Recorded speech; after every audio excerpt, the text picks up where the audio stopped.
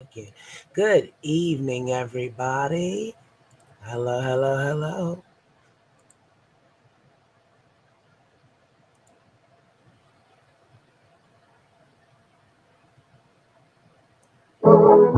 Late night, ain't just us. No fight, ain't no fuss. Get right, ain't drinks up. Touch it up, you know, late night, ain't just us. No fight, ain't no fuss. Get right, ain't drinks up. Yeah, and I just wanna be with you when it's late night, ain't just us. No fight, ain't no fuss. Get right, ain't drinks up. Late night, just us, no fuss. Yeah. Late night, just us. No fight, no fuss. Get right, drinks up. Hallelujah, get a little peace of mind. You sipping on the sweetest wine. I'm just really trying to reach your mind. I was told if you see you fine, finally got a chance to get a late night ride. Go ahead, let a late night ride. Cause later on you gon' make that ride. At the end of your day, I'ma make that ride. See, we both work hard, so we gotta make a little time. And no time for the peace of mind. Put your hand up, cause you must get right. So I'm real good, and I'm loving this life. Maybe one day I might call you my wife. Maybe one day we can both take flight. Tell me, baby, do this how I ride. Late night, ain't just us. No fight. Steve, I scared the crap out of right, drinks up. Yeah, and I just wanna be with you when it's late night. Just us. No fight, no fuss. Get right, drinks up. Hey, hear me. Sweet cranberry juice. And now we smoking 2 years old head. Now she feeling loose. As I rub on you, around and around we go. Welcome to my rodeo.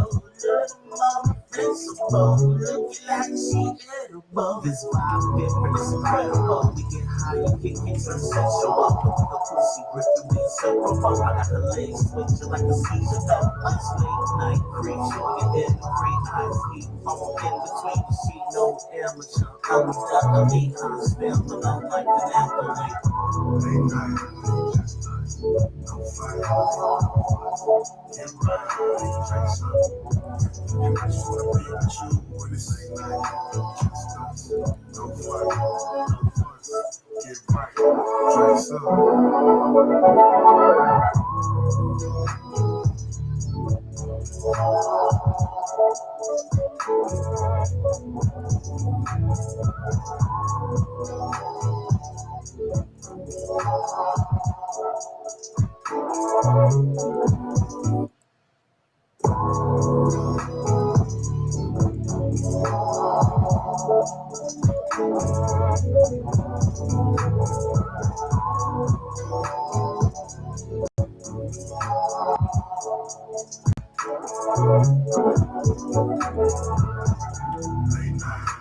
Hey, Will T. Oh, I'm sorry to hear that. I hope you get to feeling better.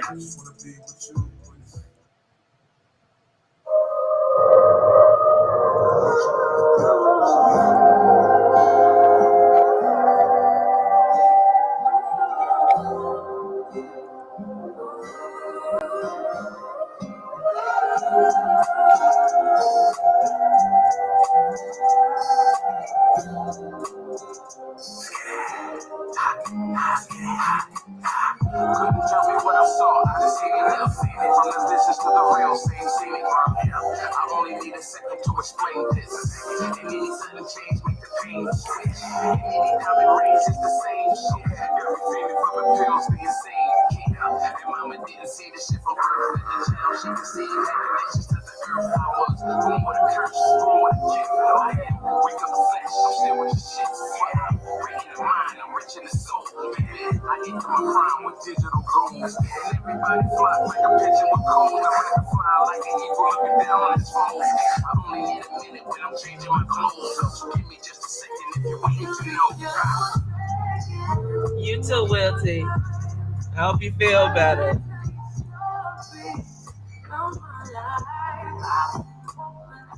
Struggle through these eyes, so please give me just a second of your time. So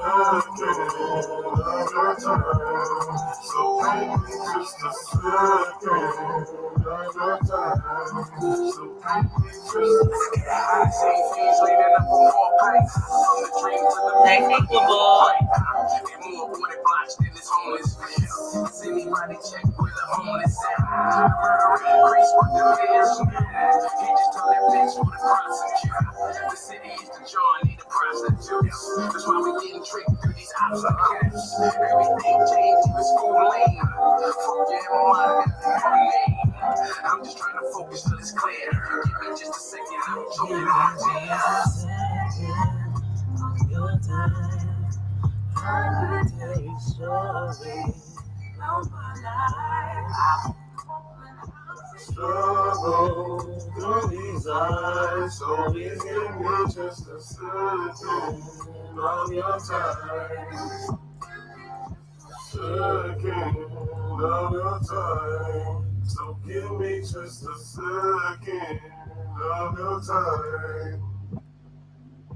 Struggle through these eyes, so please give me just a second of your time.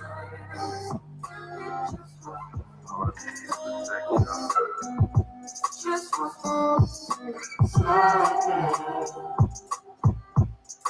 So give me just one second of your time. Just a second, just a second of your time. Just a second, just a second of your time. Just a second of your time.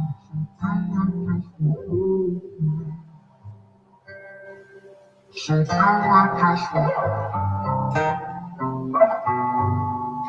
give me just all I need is a sec, y'all.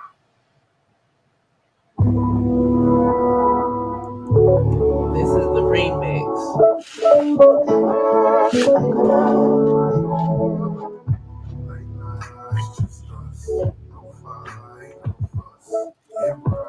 Dress up, type of shit that I be on with this.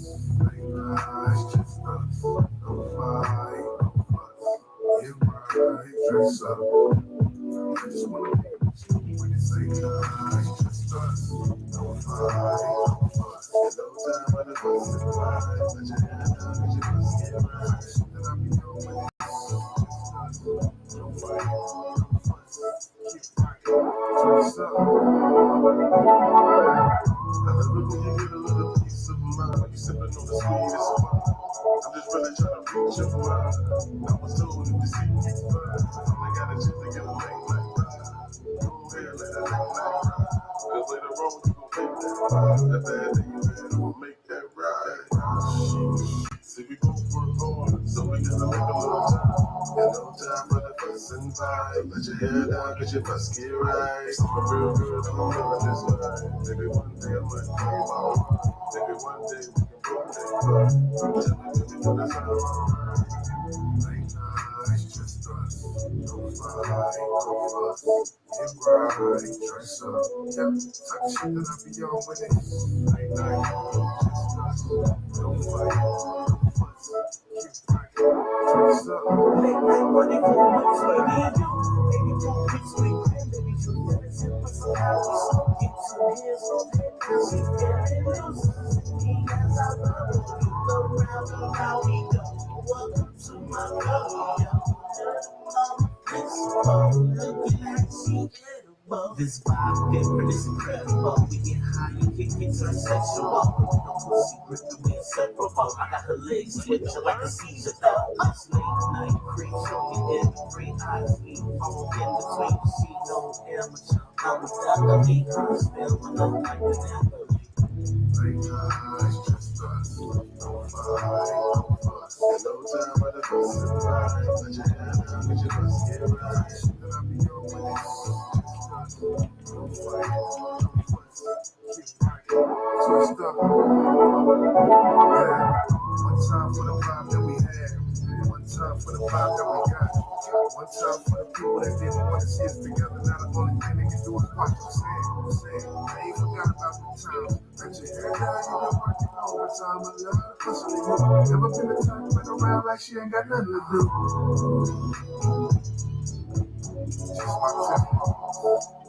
Just my tempo here. Go ahead, take that. Roll that shit down.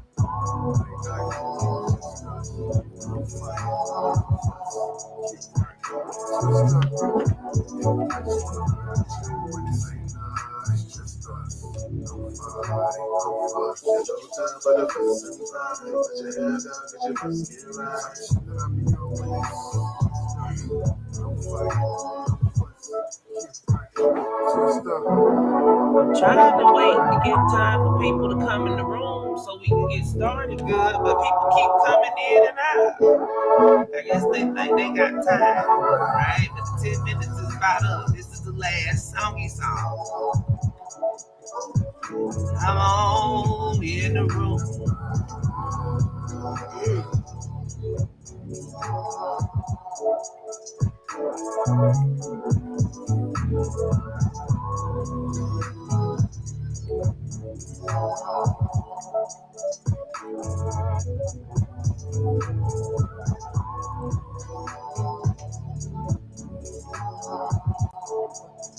They'll be here. It ain't been but 10 minutes. People been in and out. Will T don't feel too good. So he just came through to say hey, and then he went to go lay down. But yeah, everybody coming back in now. You know, this is the beginning where you get your snack time and your snacks in before everything gets started and stuff. So start at the beginning because the beginning is where you're supposed to start. I got sent a link to a clubhouse room last night, and basically they were in there dog piling Tariq Noel, who is a victim of Malachi Z. York's. Okay, so one more song. Allow everybody to get their stuff. Hey, vibes. So they was on there last night, and it looks like they were on for a total of 8 hours and 24 minutes. They was up into the wee hours of the night last night.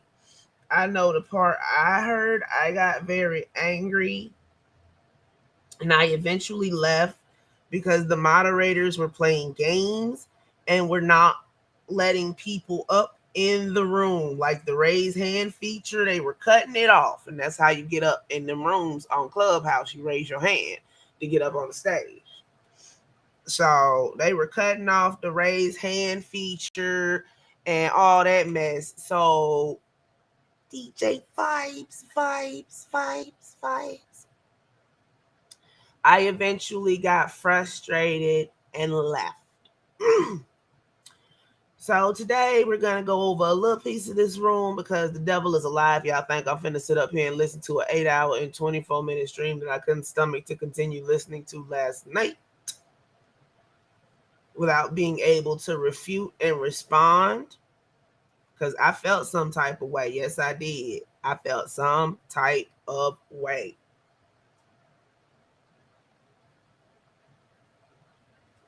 So now a couple of York children, meaning the progeny of York, were in this room, and they were basically the ones ganging up and dogpiling Tariq Noel, who is a victim of their father, Malachi Z. York. And I will continue to say it. I don't care.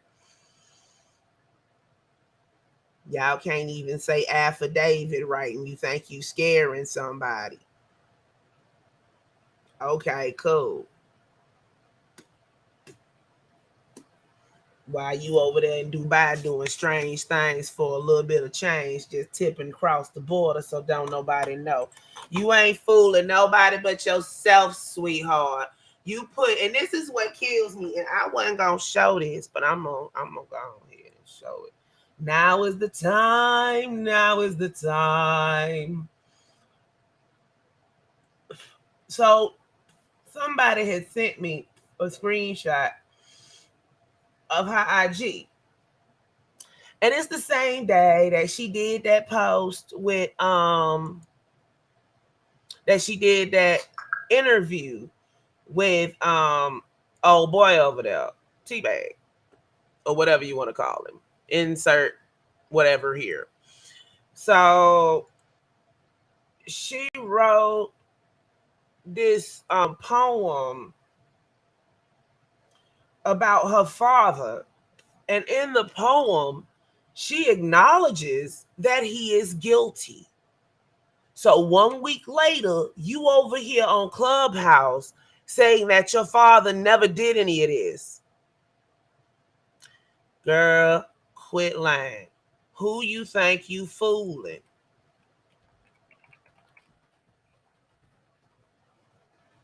Hold on. Who do you really think you fooling?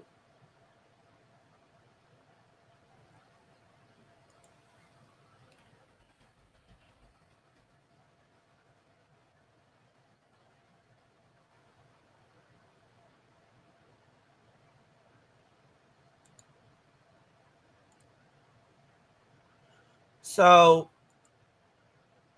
now, yeah, you mean, yeah. Who is SJ? Who done snuck in here?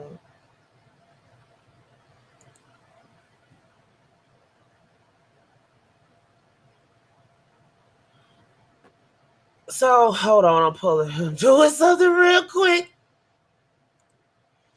Because this is not the right avatar for this live stream, honey.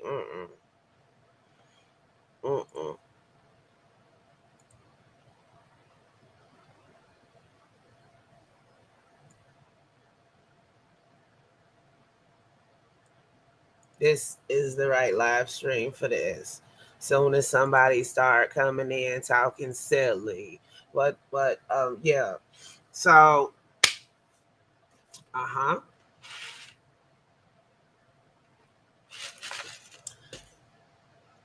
Uma York was in there.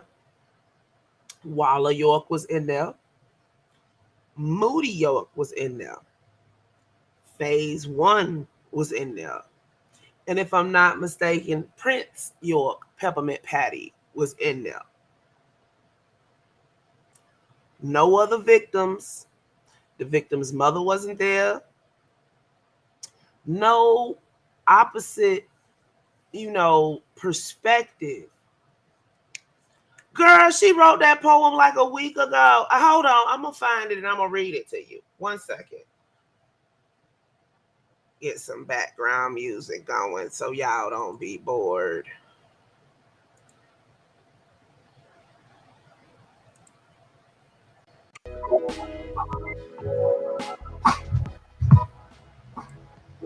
Hold on 1 second. I'll be right back. I gotta find it.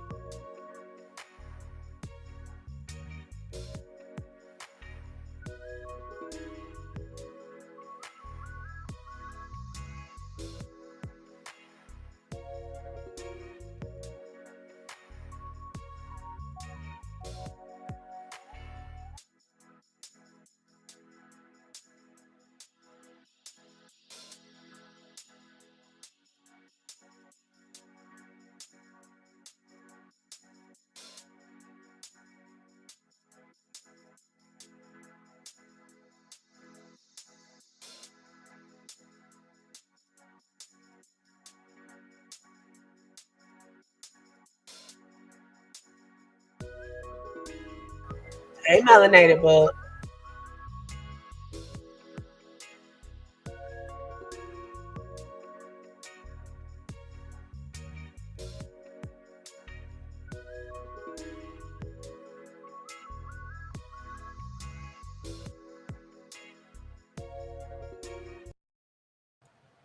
Oh, that wasn't very good music.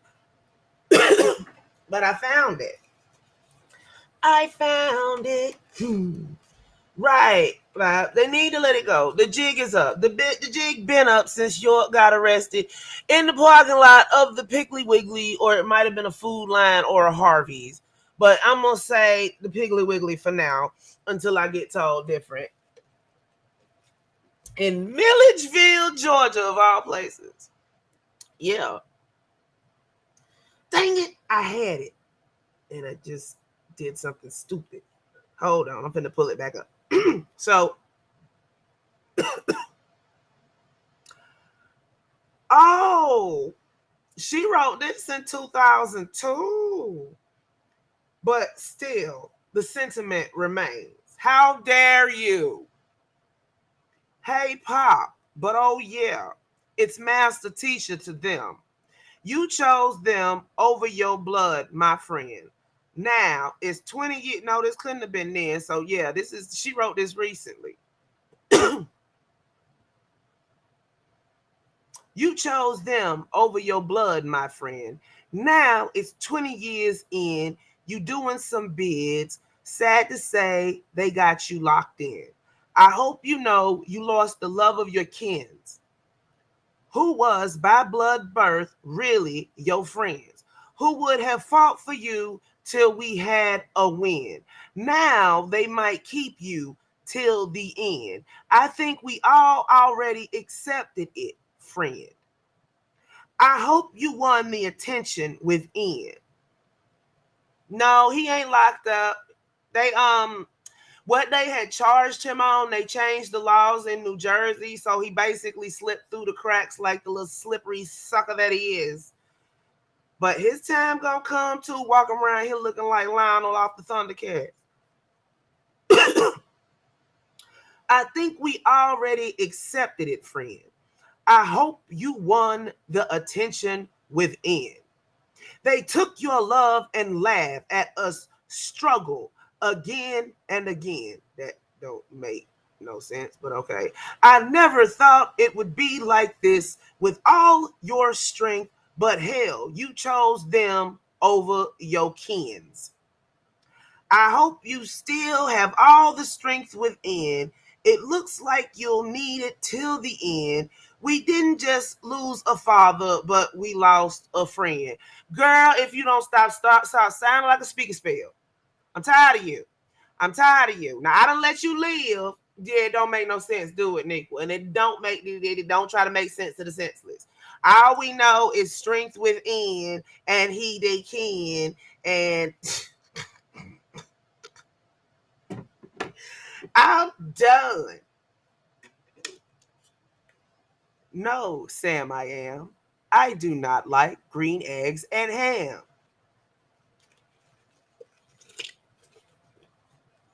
Is this the remix to the girl? No. Mm-mm. I refuse. Mm-mm.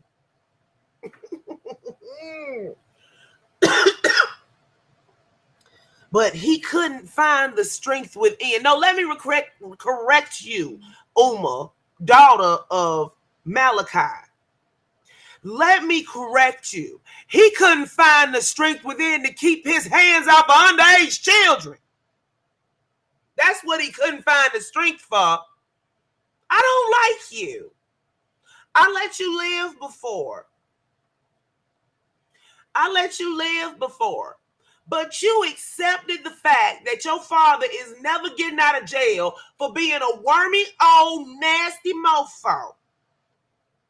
Then you gonna turn around and gang dogpile one of your father's victims, trying to prove that your father's innocent. What kind of piece of shit are you? Oh, your daddy getting ready to kick the bucket. So now you calling yourself Nubian royalty. Bitch, please. Excuse my language, but bitch, please. Hey, if y'all didn't know, Uma a whole dominatrix. Uma, what you keep going over there to the Middle East / Egypt for, huh? I ain't gonna say, I'm just gonna let y'all think about it in the chat. They made me mad last night. How dare you? As bad as people have treated y'all, some people have treated y'all for being the child of a pedophile, you turn around and treat one of that pedophile's victims 10 times worse than people are treating you. How dare you? And then you got the nerve to have an attitude. Let's move on. Moody York lives up to his name. He moody.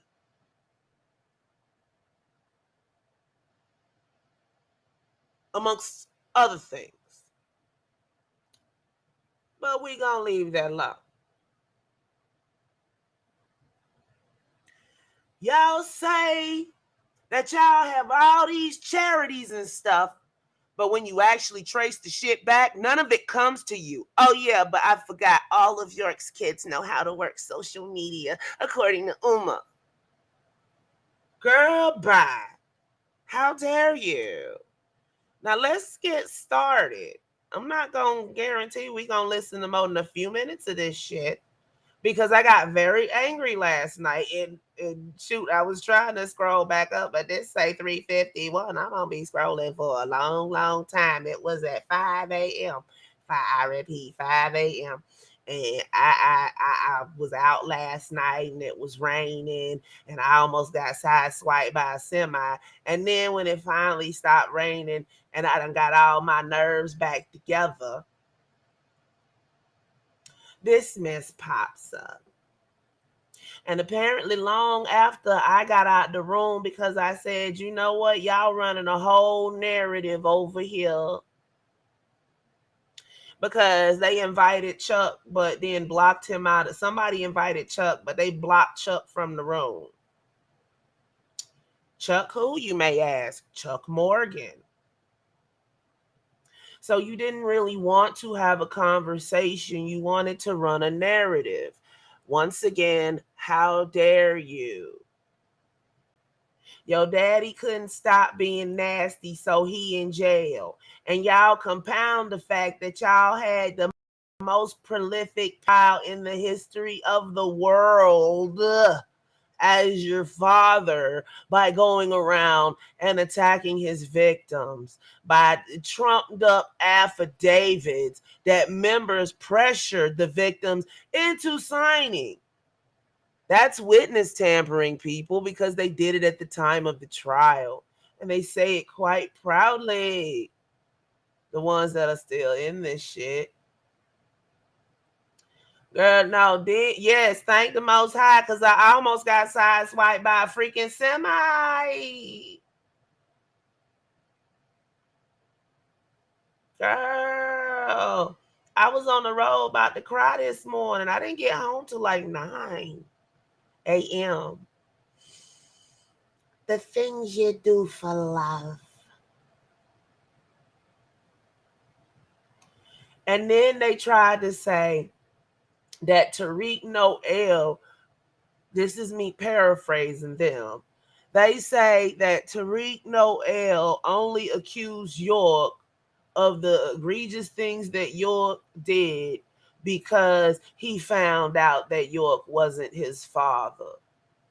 If you don't go have a whole stadium full of motherfucking seats, how dare you? I should have named this stream tonight, How Dare You, because I done said it a lot, and I think I'm going to say it a lot more in place of some choice things that I really want to say, but we going to keep this halfway PG.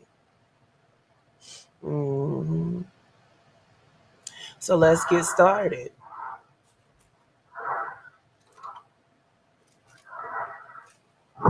That sounds kind of creepy. Y'all can all sit in there together. You know, if they hadn't caught York, he might have been able to fill up a stadium with his progeny. Yeah. Y'all want people to tiptoe around y'all like y'all are the victims. Yes, you are partially a victim because you were raised in that environment along with the rest of the children. But guess what? Those victims aren't trotting around here, globe trotting and shit, living their best fucking life off of lies that they father told. So the victim card for y'all wore off a long damn time ago. I ain't got no sympathy for y'all. I ain't got no sympathy for York because y'all still running that same line of BS. Now bring me one that's not, and we all right. I ain't got no problems with that because they've learned from the lesson and they've moved on. But y'all motherfuckers want to stay stuck between 69 and 2002, where the great Tamaray changed your life. Y'all wasn't even old enough to know what was going on around there. Half of y'all. And the ones that was, I don't think y'all were even there at all. Because guess what? At that point, York was no longer staying at Tamaray. He was staying up there in, what was it, Rehoboth? He was staying in a mansion up the road, about 45 minutes away. And the wives, the favorites, they was up there with him. And so were their kids. So I don't think that you were actually at the Tamaray. I saw people in their line talking about it was like a big old family on Tamaray. Hey, transcript.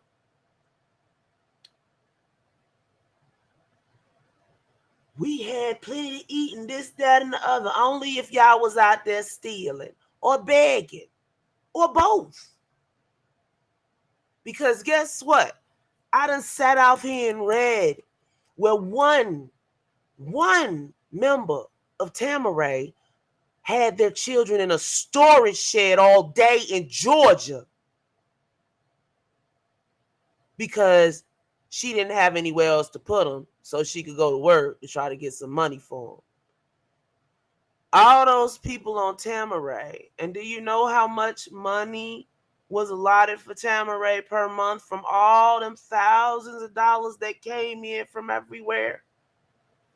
$2,000. And not all of that was for the members. And then after York moved up to that mansion, he pretty much stopped funding Tamaray.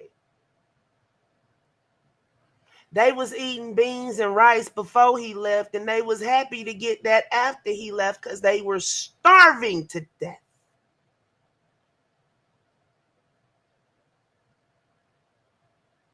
And y'all want to sit up here and act like it's utopia so that you can go on to victimize somebody else. Because Moody, I have a problem with you caping for people by using the example of other countries where it's still legal for little girls to marry grown-ass, wormy-ass, old-ass men. Because they are trying to fight those laws. But you're sitting up here trying to make it normal. Why? Because that's what the parent that wasn't locked up had to have been telling you. So y'all just kept this shit rolling while York was locked up. And y'all been putting on the front. But now that 1 foot on the grave is getting shaky, and that banana peel that other foot on is getting slimy, now y'all want to come up and bring up old ass, fake ass, illegal ass affidavits that have already been debunked. This is a replay of right after the trial. Ain't nobody got time for that. It's 2022. Your father is about to die. Get over it. That's one. Number two, Tamaray was never a utopia. Tamaray was the invention of a very mentally ill mind. Once again, get over it. Hey, Shadow.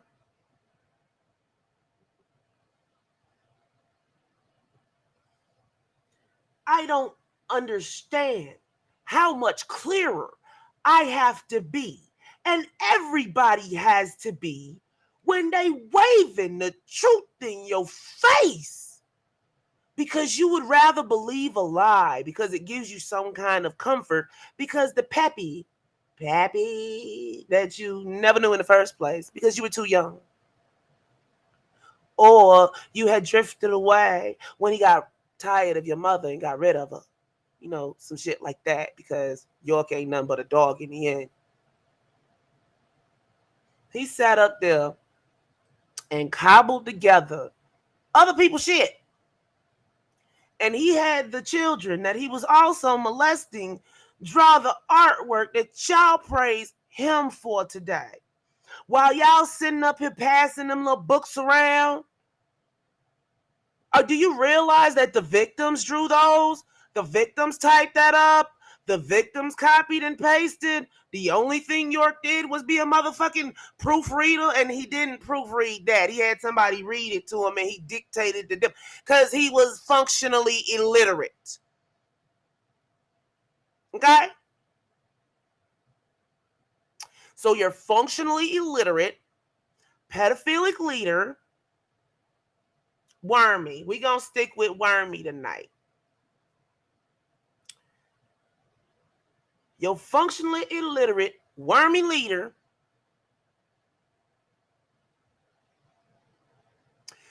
had the children, the girls that he molested,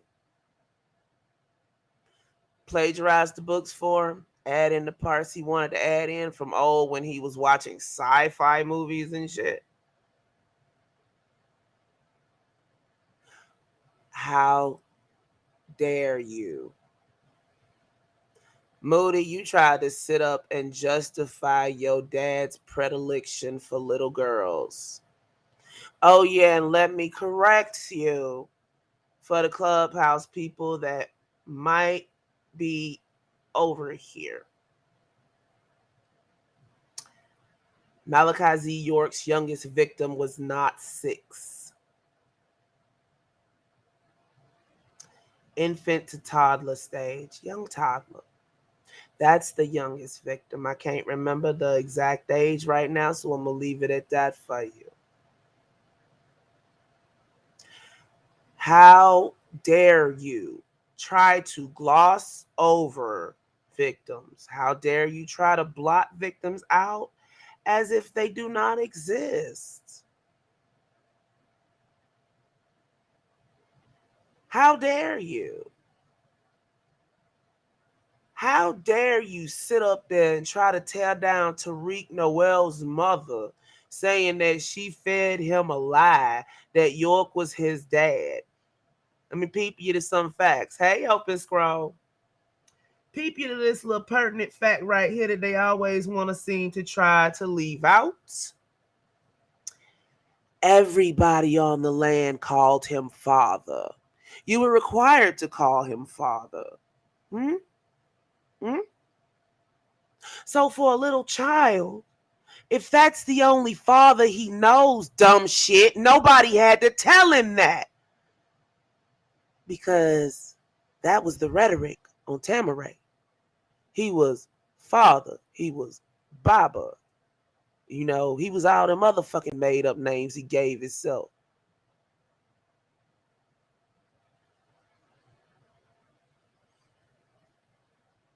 How dare you sit up here and throw somebody's real pain to the side for your warped ambition to be like your father? You want to end up in jail like him too? Because that's where that road leads you. It always leads to jail. Oh, wait. It doesn't always lead to jail. Sometimes it leads to straight up death. Death by suicide, death by some dumb shit. You start to believe your own hype and think you can really levitate and shit, and then you die because you don't think you need a doctor. Because mental illness runs in your family. Long before your Dwight, your Malachi, Zodok, your Issamant, whatever. The great ha-hoo-ha of nothing.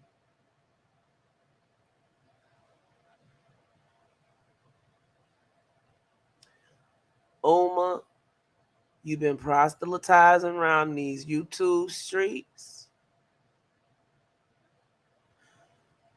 You know what?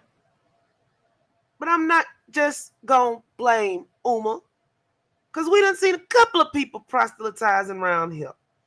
And you've seen other people say don't give these active cult members a voice because they proselytizing. If you don't know what proselytizing is, think about a Jehovah's Witness coming to your door. Do you believe in God, our Lord and Savior? Except for this is the Hotep version, okay? Okay. When is his trail? But I don't know where his slug slime goes. But his trial is on August the 1st. He got a continuance. But it's kind of funny, Paul, that you come in here and ask about Polite when I'm speaking on York when there's a whole video saying when his next court date is. Yeah, but moving right along. And I believe you've asked me that question 2 or 3 times before, Paul, but I could be wrong about that.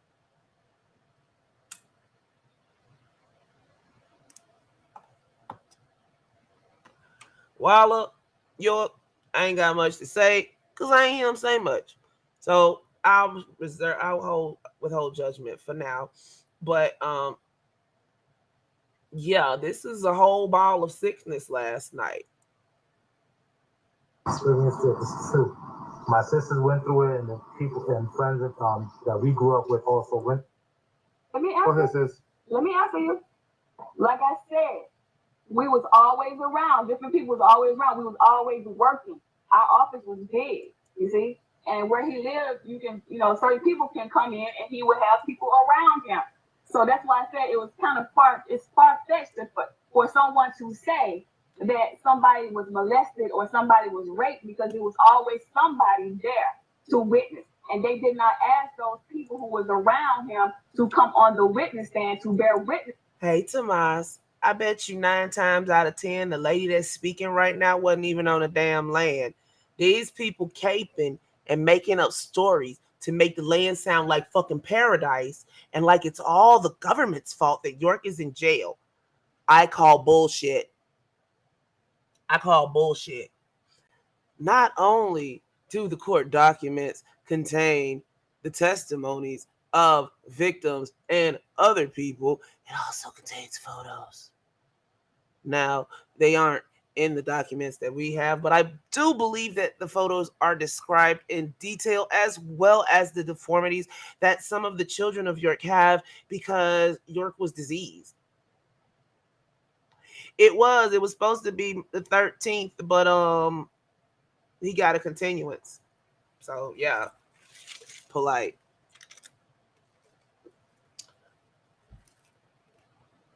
Chuck is at work currently. He gonna try to pop through if he can. But shoot, this is gonna be long, because it wait 44 minutes in, and yeah. So let me keep pulling this back. The allegations are around that are surrounding Malachi York, like not too many people And even then, people are gonna want to distance themselves, whether or not they why won't you side with them or pause? not. You know what I'm saying? Okay, so she was like, we were in the office, so when the quit conflating situations, dumb shits. Why would he rape somebody in the office when he had a whole room for that at his house right down the road? Everybody's heard the accounts where the girls were called in and they were told how to service him before he molested them. Don't sit up. I call bullshit. Bullshit right after a fresh summer rain. How dare you? And if y'all don't know, that's one of the funkiest smells you ever gonna smell in your life. Excuse me.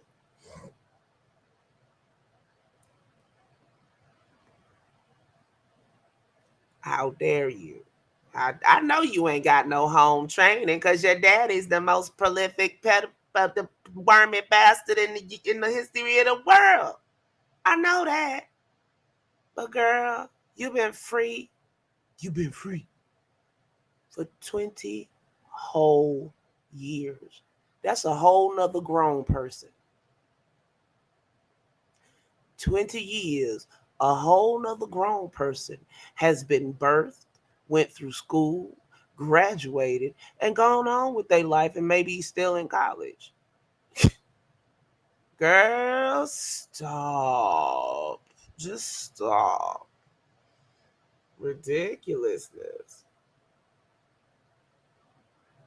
He made them apply for food stamps and then took. Now he not only took their food stamps, yeah, he took the food stamps. They didn't get to the card phase. Yeah, he was taking their food stamps. He took all their food stamps and then made them eat beans and rice. While he's sitting out eating like a king and going to Pizza Hut and eating pork and shit. Because I know we done all seen the replays I throwed up earlier this week. Excuse me. Oh, hold on 1 second.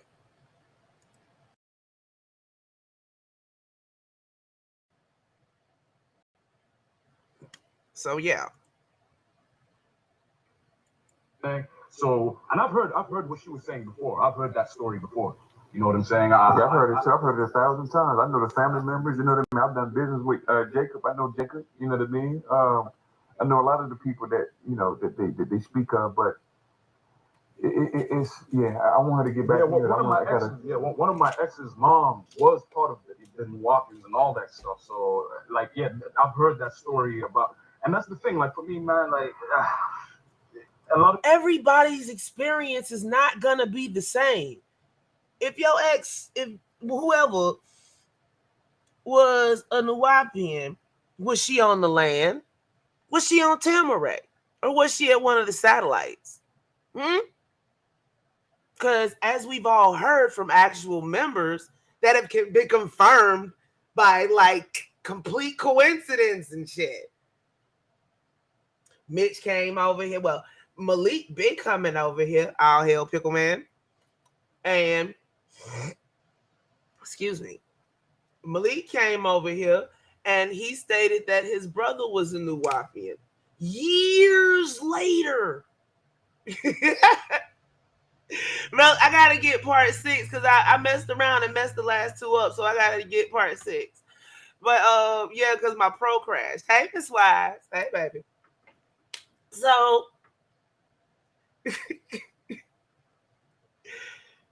you know, you doing all this. I just can't. I can't.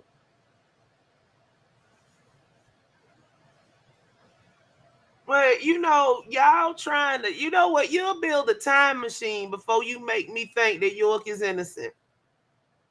A time machine will be created before I, Triple C, Tasha, and some of y'all believe that Malachi Z. York is innocent of anything he was charged with. People from all different places confirm each other's stories over here. And they don't know each other from can of paint until they realize, hey, that was you. You know, but ain't nobody up there corroborating nothing they say specifically. It's just like, yeah, my ex stepmom was a Nuwapian. Prove it. I'm a teapot. Prove me wrong. Come at me, bro. Prove me wrong. What happened to that little boy that said, come at me, bro? He got tased. Let's continue, though. A lot of this is hearsay, unless you're hearing it from the horse's mouth themselves. You know what I'm saying? Okay. You know what? I'm not even finna play with them. I'm not, because I know the pertinent shit. So we gonna go ahead and ask part one. Part one. Let's just go ahead and get into the meat and potatoes of it because no. What I'm not finna do is give myself another headache sitting up there listening to them motherfuckers. So part one, let's get it rolling, family. Subpoena for medical records, Dwight York, regulation number 17911-054 from the U.S. Department of Justice, Federal Bureau of Prisons, United States Penitentiary, Atlanta, Georgia, 30315, August 23rd, 2002. Uma stated that York's herpes results came back negative. That would be false. Let's read why. Richard S. Moultrie, Assistant U.S. Attorney, Middle District of Georgia in 2002, making P.O. Box and making, subpoena for medical records. Dear Mr. Moultrie, the enclosed medical records are being sent in response to the subpoena you provided this office. These records have not been redacted. Further release of these records will require consultation with the Bureau of Prisons, specifically this office. If you have further concerns, I can be released at the number below. That number is probably no longer valid. But that's besides the point because this was 2002. Okay.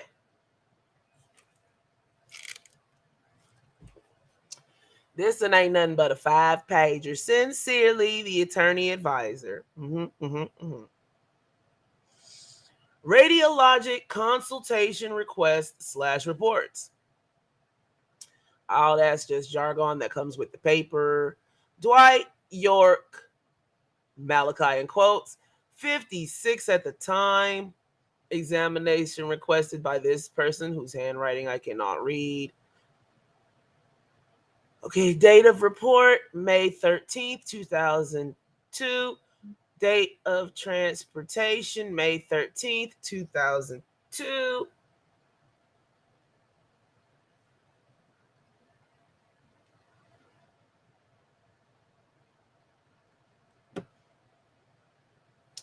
Lungs clear, heart shadow, pulmonary vascular.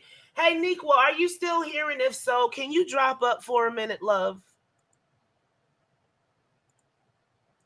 See, that's why I love y'all. I got one of everything over here. Y'all is beautiful, beautiful. A round of applause for the chat itself. A round of applause. I ain't got the sound maker like Remy. I'm slacking, y'all.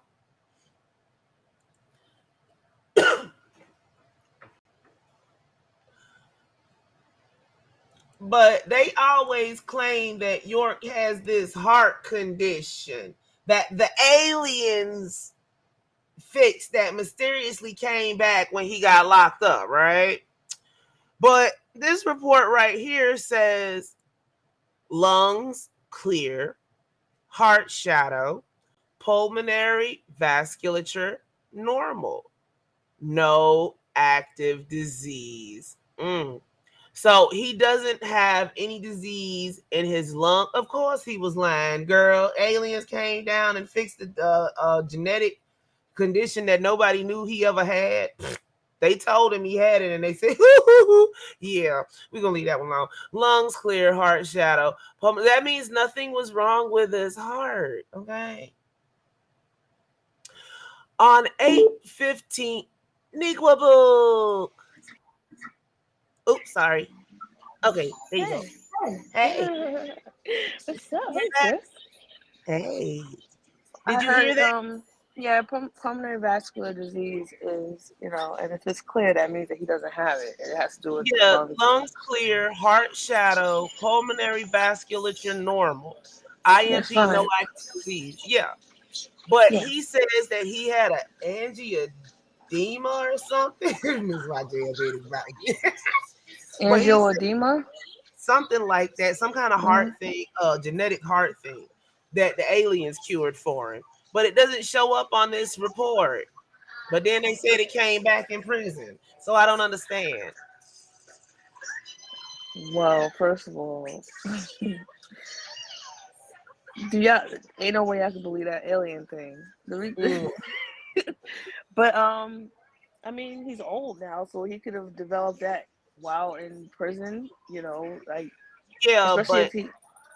he doesn't have it still. They trying to say he has it, and that's why he needs to be let out. But he still doesn't have that. So what the Like heck are they talking about? they lying as per usual. But that's not what I really Kojima wanted to is water and stuff like that swelling. Mm-hmm. Yeah. This is the part that I really wanted you for. Okay, on 8/15/02, S.A. Parker transported 2 vials of frozen blood specimens, which were packed in dry ice from San Francisco, California to Stanford, California. Okay, Dr. Ellen Barrow of Stanford University Medical Center, Stafford, California, and lab technician Ella Thomas received the specimens, and S.A. Parker remained with the specimens when they were not in a secure area. 9:20 a.m., the specimens thawed. She began the analysis, and Dr. Barron documented the process by taking digital photographs. At approximately 12:45 p.m., the analysis was completed. Dr. Barron and Thomas reviewed the results and advised that both specimens tested positive for herpes simplex 2 and negative negative for herpes simplex 1. Mm-hmm. See, they saying that, oh, when they tested him, he tested negative for herpes. Yeah, the one they come up on the lip, the bum. On the lip, the one on the lip he doesn't have, but the but he got the other one. Yes. Yeah. Mm-hmm. Which is weird. And see, there were 2 samples, and both of them, because he never kissed anybody. Yeah. Okay. All right. I don't think that would be the only thing I can think of. Or drinking after people, or sharing food, or whatever. Lipstick. Right, Ms. Wise. They cured some genetic heart condition that he never knew he had, and the doctors can't find, but they didn't cure him of the herpes that clearly shows up in the test. But see, so what are they saying about that? They're saying they leaving out. Hold on, let me highlight it. They leaving out this part. Yeah, he's positive. They leaving out this part, and yeah, they leave that part out completely and say that York is negative for herpes, so the kids must have got it from somewhere else. But they lying. Yeah, it's definitely on the report. Like, I mean, right. Oh, but wait, this ain't this 3 or 5. So then you go here where they give you the herpes select 1 and 2 immunoblot IgG worksheet. Immunoglobulin, yeah, blot, yeah. Mm. Yeah. Let me see. It's a little fake, but yeah. That's just old school. Yeah, and his box is all the way down. And then yeah, so yeah, he's positive. For herpes simplex 2, which is genital herpes. Yeah, so what why would they even want to lie about something like that? Because they trying to just pick it up. They trying to say that he didn't give the children herpes because don't nobody look this information up. Let me make it bigger. No, it was the same strand. The strand was unusual, I thought. There was no unusual strand. Yeah, they didn't have to go that far. As soon as these test results came back, York pled guilty. Okay, so when they test for these things, right, it's just IgG, right? And antibodies, right? So that's gonna tell us if they have the antibodies in them. Remember what I was telling you about antibody testing? It's gonna see if you have it or if you have it or not. If you don't have it. So if an antibody comes up, that means that you have it in your system. It's in your system. The strand that he does have is a strand that generates through the genital area. The one that he doesn't have is the one that you get on your lip. Right. Yes. So he don't get bumps. Get the other bumps. Yeah. So herpes HSV, that's what that stands for. Herpes simplex virus 1, he doesn't have. But herpes simplex virus 2, he does have. So, and I believe he had chlamydia as well. Lord. But they didn't have to go no further because they had this. You know, and York had a private physician that just treated him. Yeah, cold sores, basically, yes. Mm-hmm. So, oh, this ain't the right thing. Oh shit! They shouldn't be out there spreading out wrong information, especially if people are I didn't mean able to to do get. that, YouTube. It was an accident. Oh my What'd you god! do? I opened up that manifesto. Oh, I don't even know. The manifesto from the Brooklyn shooting. Yeah, I didn't even see it. I was just I haven't read it yet. I still gotta read it so I can go over it. But people channels been getting snatched for showing it. So I'd rather not. I didn't mean to bring that up. I don't even know why it was open. Okay, so then you get that York was never charged. See, this is what they kill me with. They'll say, well, he was never charged with child molestation because they didn't have to, because the RICO Act covers that. Interstate transport of minors for unlawful sexual activity. Guess what? Child molestation is included in that. But why are they so busy trying to cat for their father? Is it like he didn't like ruin that Right now, lives? I think they're trying to take his place, or they trying to get everybody behind them as the great leader or whatever. But why would you even want to That's carry on why that I type of titled this legacy? like that. But why would you want to carry on that type of? Why would you want to carry on that type of legacy? So that she knew he was guilty. None of this makes sense. If it made sense, they wouldn't be out here doing this mess. They obviously had more than enough evidence to lock him up, number one, and to lock him up for the amount of time that he got it. If we get all them charges he accused of now dropped, guess what? It's a whole nother set waiting for him. Because they didn't have to go no further because he pled guilty.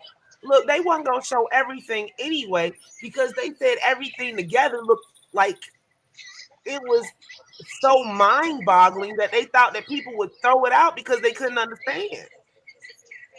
Wow. See, at that time, he had 77 known children.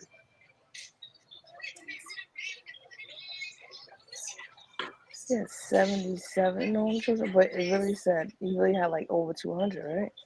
He's got 137 confirmed and a couple of speculated that takes it to 200. The offense. On January 23rd, 2003, Malachi Z. York entered a plea of guilty to a 2-count superseding information. Count 1 of the information charged that on or about April 1993, the defendant transported or caused to be transported individuals not yet 18 but under 25 years of age in interstate commerce from Sullivan County, New York to Putnam County, Georgia, for the purpose of engaging in unlawful sexual activity. That is crazy. Right, Miss Wise. Let's see, who was in the rooms? Uma was in there last night and Moody, and they was the main 2 instigators, and they was dogpiling on Tariq Noel. Waller York was in there, and Phase 1 was in there too, and Phase 1 was being extra too. I don't care no more. How come nobody like took up? It was a whole setup. They set Tariq Noel up to get up there. I was in the room. I was trying to raise my hand so they pulled me up. They had that feature turned off. And then I kept saying it in the chat. And when nobody paid, they'll turn it off for a minute so that you can raise your hand and turn it right back on. Girl, I had been sitting there waiting for like 30 minutes and then they turned the feature off. I said, I know you fucking lying. Girl, they blocked Chuck Morgan from the room. So he couldn't even get in. But how can you block somebody who actually knew your dad? Like, wouldn't you want to speak to somebody like that? Girl, they don't want to hear the truth. They want to discredit Chuck at all costs. He is the new Wapian Sabian boogeyman. Wow.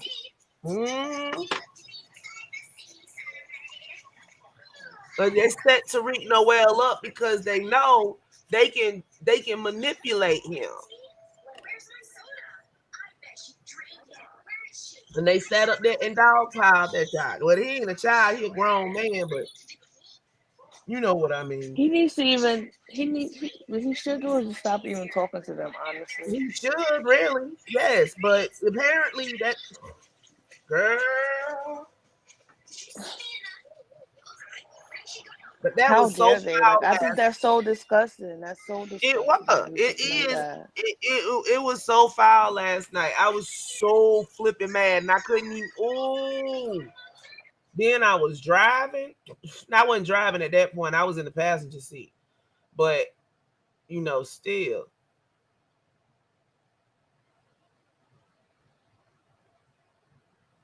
This don't make no kind of sense. None whatsoever. It won't even go back to the top of this chat. It's so big. This don't make no sense.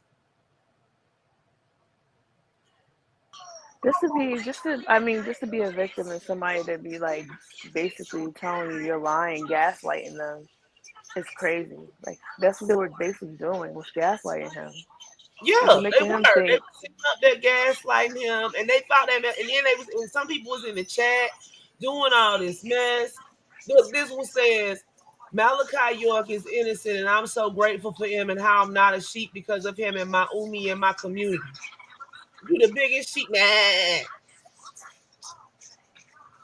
They're still saying he's.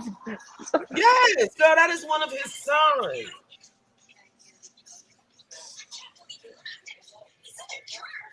Like, this is nasty as him. Mm-hmm. I'm sorry. Right, Miss Wise, and they sitting out here proselytizing and gathering new members amongst the young. Thank you, Robert. What I don't understand is that I feel like after he got arrested and after he pled guilty, they should have made like some kind of law that nobody could or like some kind of restriction that nobody could reclaim Nuwapian or something like that, so they could put all that to rest. And then also that all of them have to get some kind of mental health, like some kind of help, because Yeah.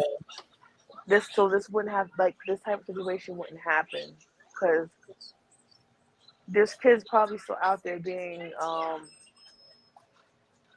victimized. Girl, ain't no probably there are. There's been cases since York went to jail.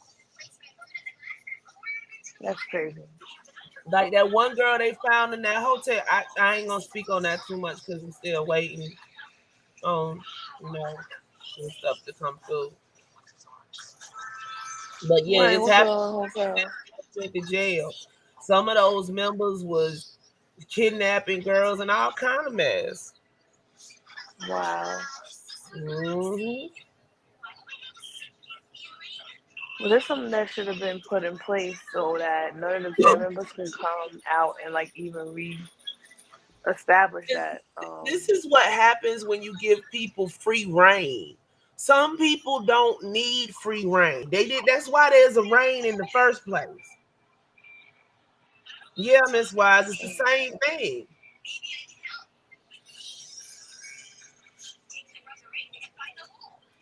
Well, they need.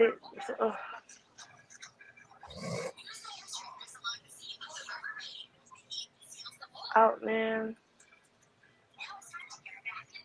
After seeing all the evidence that all that stuff was just fake and brainwashing them, they still believe that their father is innocent. Even the practices that he even put together was all made up, and there's proof I don't think they believe that mess. Some of them children, because you know what, they've been singing a whole nother tune these past 20 years. Now when it's down to the wire and you're about to kick the bucket, now all of a sudden they want to be good little Nuwapians and start it back up. No, Because they probably think there's something left for him, that he left something for them. But if he made any kind of money off of that, or if he had anything in the bank or anything, it's probably frozen. There's nothing, because the government confiscated it because it's a part of his criminal enterprise. Exactly, that's what I'm saying. They took that already. So I want to do more than shake them at this point. I want my hand. You know what? I ain't gonna say what I want. on YouTube because that ain't none of y'all business. But just know they better not show up nowhere near me. No, they're not showing near me. And none of my kids better say, "Hey, mom, I have a new boyfriend or girlfriend. They're New Wapian." Lord. But it's scary though. A lot of people don't even know about them because I didn't even know about them until I got on YouTube. Mm-hmm. And like, they can really it's so scary. They can really trick somebody into joining their little cult.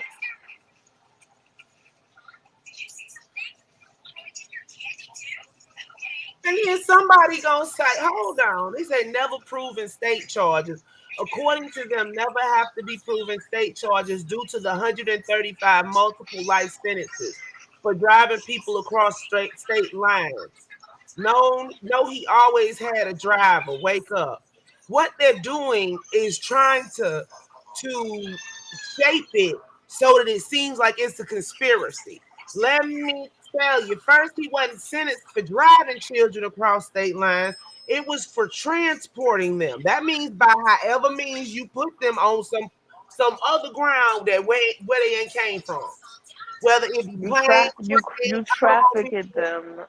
yeah. You trafficked them to wherever they need. Yes. For the purposes of being nasty. So you got somebody to take the children. Some cases they took the children without the parents even knowing, and he transported them to Tamaray so he could have access to them to be nasty. And people want to sit up here and cake for this shit. He always had a driver. Stay woke. See, I hate that shit. Don't sit up here and get caught up in minutia. Actually, go and look up the law your fucking self. Look and see what it means. It don't mean that he literally drove them. Hell, does that mean that if he threw on the back of the horse and rode the horse across state lines, that it's not valid? He still did the shit.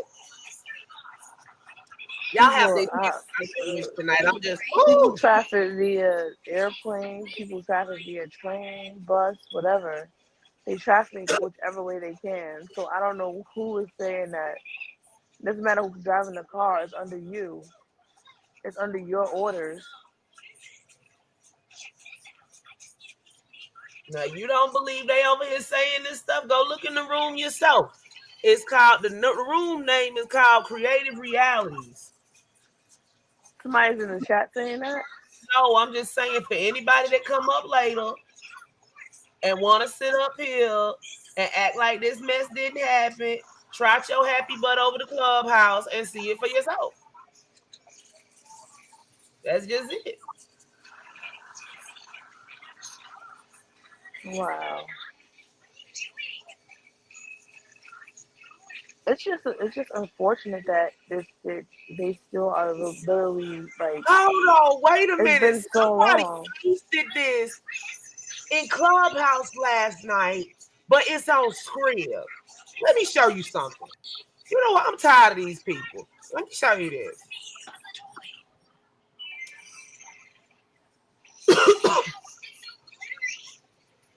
So now it says York lawsuit, and then it starts off like this, right?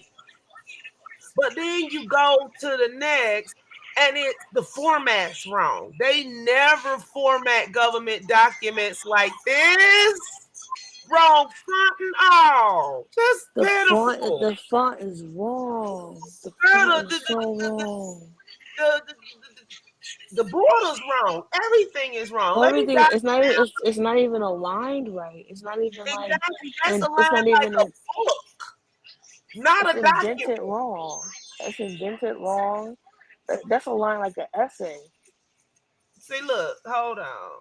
Exactly. And they're going to sit up here. I think this is one of the ones I am not now or never have been a part of this corporate state or their judicial system. My ancestors have been in this country. In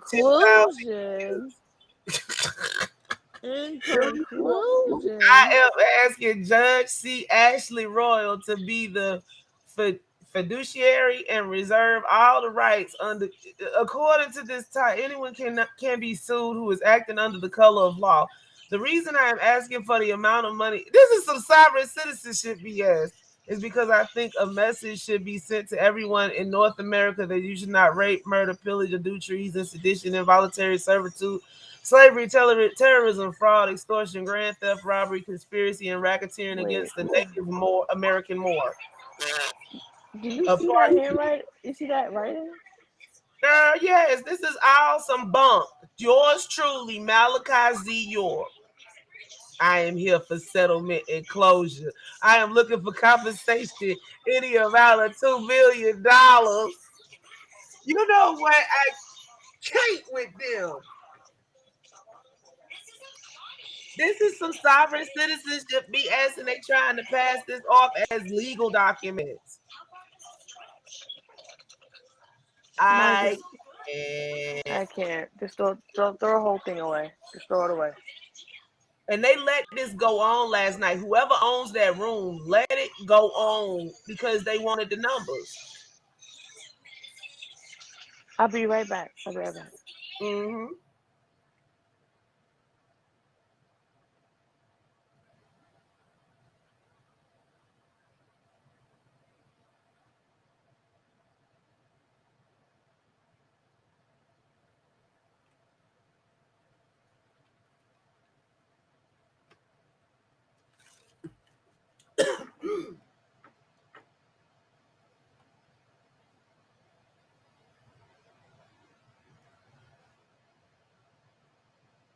Lord, let's listen to it. Again, at the same time, we have to factor in, the element of what she was saying was legit, bro. In terms of the Fed, when you get into federal custody of them, like somebody say, sounds like the master teacher was the original R. Kelly in Future Road. I don't know if anyone's familiar with that. It's where they have you in a truck and then just drive you cross country, for days upon days, as a way of like breaking you. You know what I'm saying? So, hey. You know what? Somebody said Habiba Washington, the unlocked up madam, who, if true, was targeting all our children, yet you get immunity. Step out. I'm tired of these folk. I am tired of these folk. Yeah, we be seeing all of y'all. Because y'all need what they call down south to go on vacation. Hey, Yada. Nobody admitting to shit they ain't do. I'm sorry. Yes, man. Before that room is closed, so again, make sure y'all ping. Make sure y'all ping y'all followers. Like I said, you know what I'm saying? This was this thing is shared. Yeah, great room, right? They put up for about 12 hours. Okay, so let's get this shit going, bro. You know how we do it here, bro. Hey, what's the name of that sister that was talking? Great crossover room. Great job. All praise, man. So let's get this room going back. All praise artists. Okay. I know I sound young. A lot of people say that I sound young. That's just my voice. Yeah, Iris, and I don't want you to feel defended, but it'd be a lot of people that come to this app and I start, asking questions. Yeah. And a lot of times it just don't add up. We got to vet people because my intent is to, it's cool, but I'm just saying my intent, just for the record, is to free our people, to liberate the minds of our people. I'm about righteousness. Right. I hate bullies. I hate liars, deceptive beings. Yeah, me too. You know what I mean? So I ask people questions. And that's why, when you were around Dr. the children included, to be read the stories, to be given the Bible there before. And we can see anybody at any time who's going in and out of everybody's house. And one thing about Dr. York, he always surrounded himself with people at all times. He always said, never go anywhere alone, so you can always have a witness to what you was doing. Somebody says, so a pregnant Afeni Shakur could defeat the federal government, but the master teacher took a plea.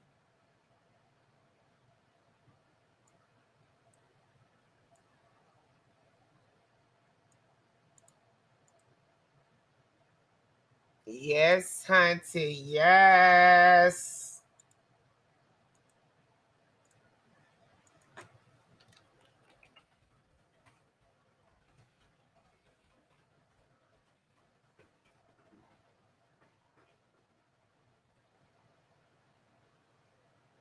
Lord, I got too many tabs open. Blocked us. They did everything they can to make this trial or even this case a mockery.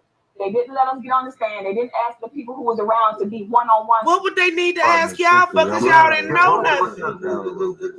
Y'all was oblivious to your children getting molested. I'm not saying you gotta believe. I ain't saying you gotta believe what she's saying. But as one brother asks a question, and she goes to answer, another brother asks another brother. No, I asked Omar for the floor, and I had the floor, and I asked her a question. You know, that was I'm not talking about you. I don't know anybody getting offended. You must be doing it because I'm not talking to one person. I'm just listening to her get bombarded with question after question after question. Let her finish answering one and then go to the next one. That's all I'm saying. Hold on a second. I put up our receivers. Focus was right after Omar. He did get the floor. Focus. So that's it was the question. BS. We ain't gonna share that for too long. I forgot it was up there. Let's go back. I asked my question already, and I think it was answered. I got one though, because I don't think somebody can be. No, that's the question. No, the question was anybody, was people there with him also watching him when he was having sex? Y'all getting mad at that question? No, I'm not. Not you, other people. I think that's a good question. Actually. Yeah, turn their back on him. We witnessed all of this. Question your back. You know, I asked my question already, and I think it was answered. I got one though, because I don't think it's this particular. Why is it flipping so far? Too intelligent and taught us so much information that we can think. Like I hear people, saying all kind of things about us.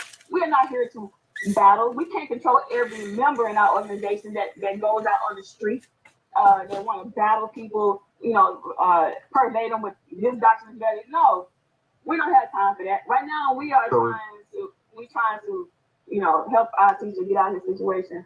So is it possible that she had a personal conversation with him, Cap? Like, did she ever have a personal conversation with Dr. York? And if she did, on how many occasions? I used to be his driver. I used to do personal runs, and I used to do a lot of things. So yeah, I was there, like I told you. So is it possible that there were times where he could have been alone and you just right? Yeah, it's a possible time. Good question. Yeah, that's a good question. Yeah, it's a possibility, but it wasn't. Like I said, it was always. Hold on a second. Hold on.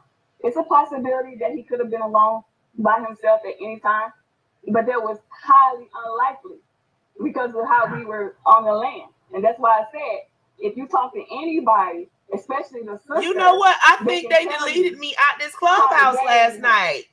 And the sisters that was close, they can tell you. Hold on, I'm still scrolling. I don't want to. Can't tell you that wasn't around Dr. York close like we were. Is some of the brothers. So let me ask you this, Queen. We know that some of these guys. Queen, let me ask you this real quick. Okay.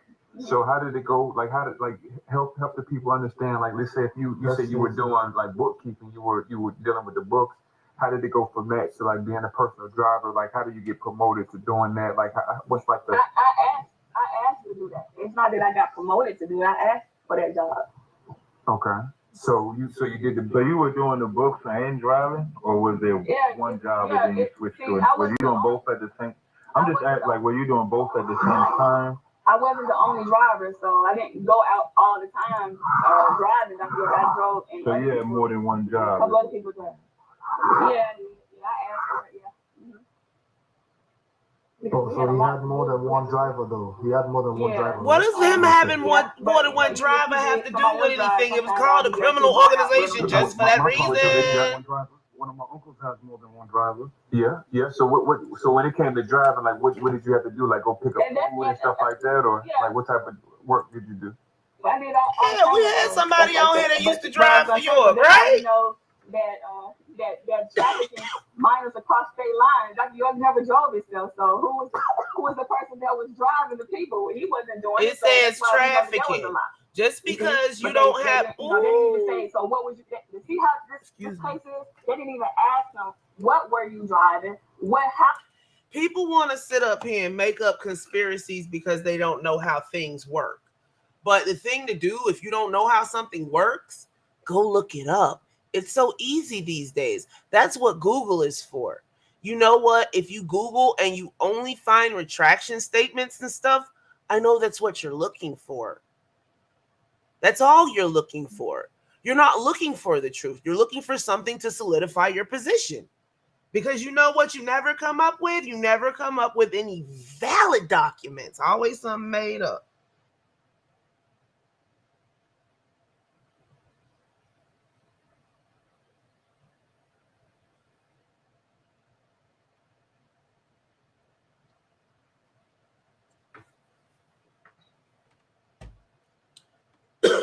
But let's continue. Highway were you driving on, and who was the people in the car? They left this case so broad and open, so you have 1,000 questions that wasn't answered. And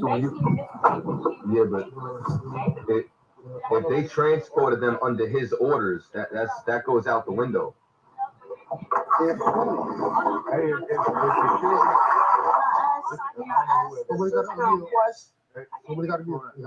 can kind of Okay, control everybody that wants.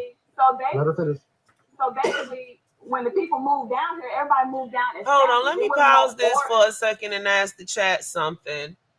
Out of this and Juneteenth ice cream, which one do you think is more important? Take your time. Ain't no rush.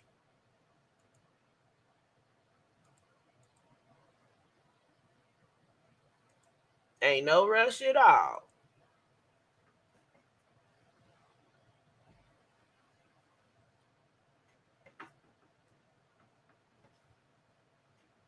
I just want to know. Hello, is anyone there?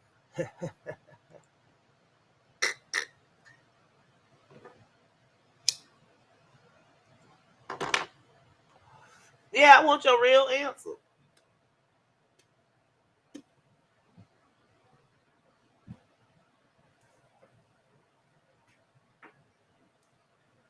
Honestly.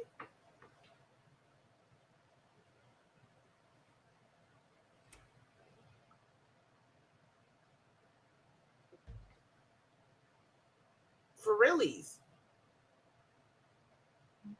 I'm asking for my own reasons, okay?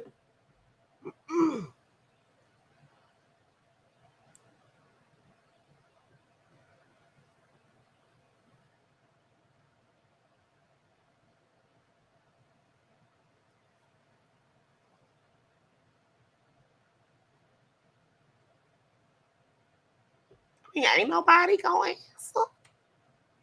I didn't think it'd be that bad of a question. Moving on. For bring this children down, this child down here, or that person down, it wasn't like that. You asked to come down, so he said, "Okay, y'all want to come?" That's a lie. That's a lie. You had to get approved to stay on Tamaray. You had to get approved to stay on Tamaray. You couldn't just come down, and if you came down, then they was in there. They couldn't just come in though. You had to have a passport to get on the land. Oh yeah, I got like 2 hours, like an hour. Thank you, Melanated.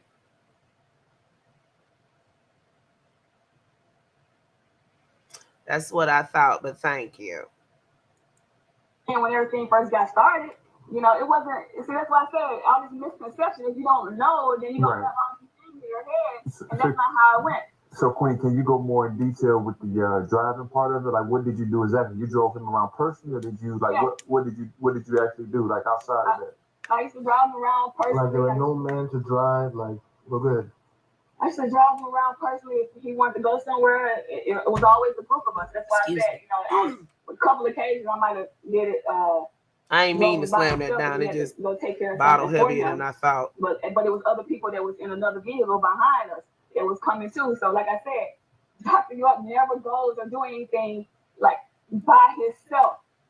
It's always somebody there to witness. That's why I said he did not get a fair trial, because the people on the land that could actually witness what these people were doing, they were blocked. You see what I'm saying? Purposely blocked. They purposely also blocked the people from coming into the courtroom that day. Did you know that? Lies, all lies. And they only let the members watch on the closed circuit television. There wasn't enough room, and they did not want. They let the news watch on the closed circuit television. They didn't want nobody trying anything, so they ain't let them in the courtroom. But they had a whole room, and they let all the Nuwapians in there and let them watch the trial more than they actually had to. But we already knew this, right?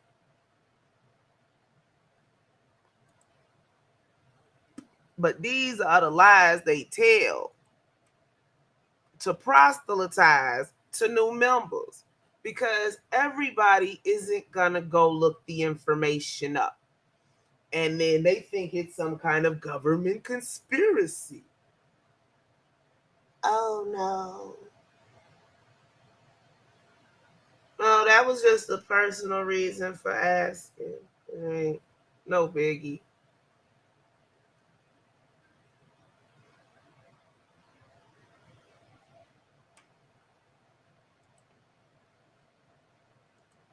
Hey, somebody, we talked to someone else that was there. Yeah, I got Kim. Kim said one of Malachi's daughters said you're lying about something. I want to bring this sister up and I want to see something real quick. I'm lying about something? Yeah, we got other people who lived on the compound as well on stage. Yeah, he said one. From the things that those people said, that he said that they lived on the compound, I don't think they ever set foot on the compound. And then one person says, "Where's your mother? Why didn't she know you couldn't sit down?" That goes for the rest of the mothers involved too. But if you know so much about York, you know that he kept the children segregated from the parents, and fathers separated from mothers. Right, Hada? And you can't move on, and this is all you got. Just sad and pitiful. Look at Chuck. Chuck done moved on with his life, doing big things.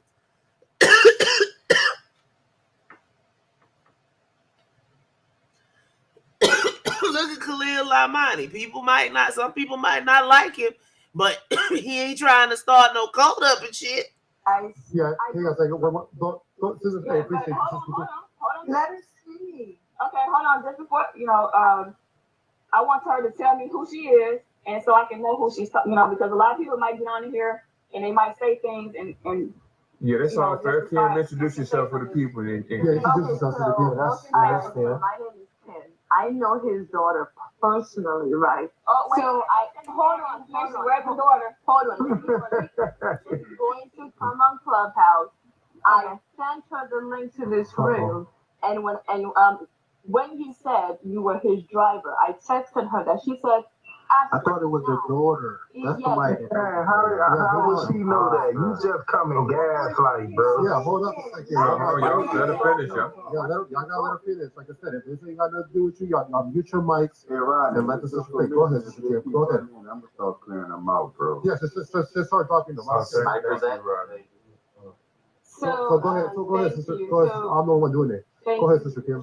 So she goes, if he had a driver, it would not be a woman or a female. I'm trying to get her on here. Wow.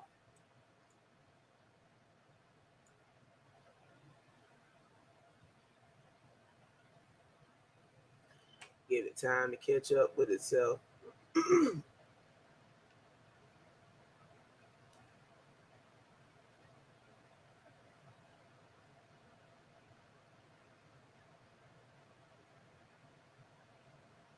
So that's the only thing that's troubling me with the situation.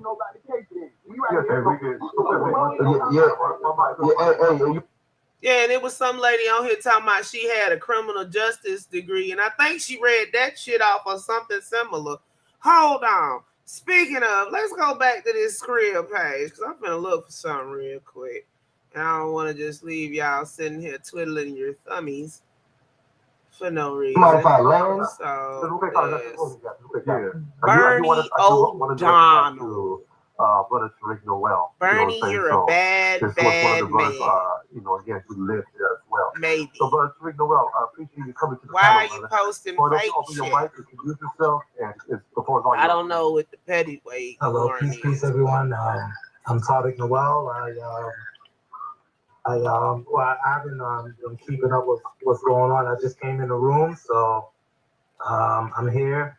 Anyone have any questions or? Well, just to give you an opening to why we brought you here. We was having a discussion on different philosophies. Noel being kind of dominated the subject. We They be started talking about all Malachi his York. books I are believe free Iris was on online. here, and the other brother, Yeah, these PDF Sage, documents. and his mom were people that were in this closely with Malachi York, and they were speaking on behalf of it. So I mentioned your name specifically. I don't know if anybody else mentioned your name, but I mentioned your name specifically as one of the ones that were victims of Malachi York. And so because I have your number, I messaged you and see if you wanted to come out here to speak your side as well. So that's why you were brought into the room. Okay. Yeah. Well, I mean, I'm one of the survivors, the victims that went through the abuse from Malachi York. There also were other people involved, other women that was there. Their names are in the case as well. That's my story. I mean, that's what I experienced. So, you know, yeah. But I think one of the mods bring up sister. I'm just randomly skipping through it. We ain't finna sit up here and listen to all this. This is 8.5 hours.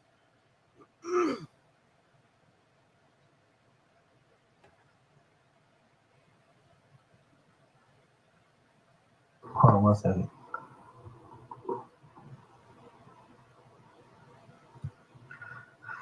Yeah, this is crazy. Yeah, we're gonna bring up Sister Waller. Once we bring up Sister Waller. Yo, Omar, hell of a fucking job, Omar. All right, thank you, brother. Yeah, thank you, brother. What you're doing is doing a grace. Yes. We're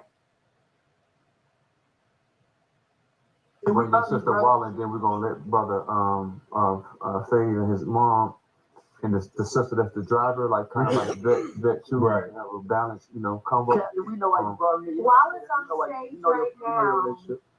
Yeah, we're gonna go to her in a second. Then we'll go to Fade. Hey, to the brother who just told us that, man, we love you. We appreciate you being honest with us, transparent, and giving us your real story, man. We appreciate you. We love you. Yeah, definitely. I mean, there's some decent people that, that are Wapians. I mean, I would assume, you know what I'm saying? But like the thing is that, the people are being lied to, you know what I'm saying? And that's not right, you know what I'm saying? Like if they can like just get to the truth, and then whatever you do from there, that's up to you. You know what I'm saying? But if you're gonna live live a lie and fight for a lie, believe a lie, and put it, it's really and growing up as an Iraqian, our pride and joy was standing on the facts, standing on the truth. Right knowledge, right wisdom, right understanding. So it's like everything that we were about, you're not encompassing, you're not living that, you're not being about that. You know what I'm saying? You're supposed to be able to break things down to the science and be able to bring it to anyone and any person, and they're not. That's not what they're doing. You know what I'm saying? These people are so they just they're so used to York saying, if you don't believe me, go check it out. That they stop checking it out. They stop researching stuff for themselves. They stop looking into things for themselves. Not all they do is just believe. So now when he gets arrested and he comes out with the Howls of Patmos was a conversation where he's talking about his side, that's what they choose to hold on to and roll with, because that's what he said. Quick question for you, brother. Quick question for you. Somebody just sent this to me. All right, so is it true that you're the same brother who wrote a letter to recant your statement? If so, what was the motive behind it? And the dog piling ensued.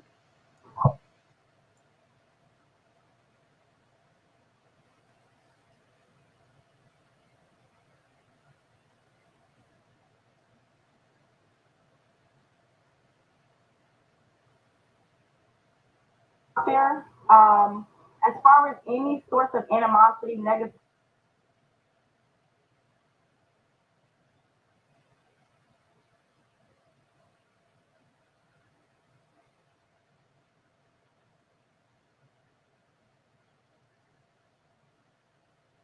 But see, they won't come over to a room like this where they know they gonna be held to the truth.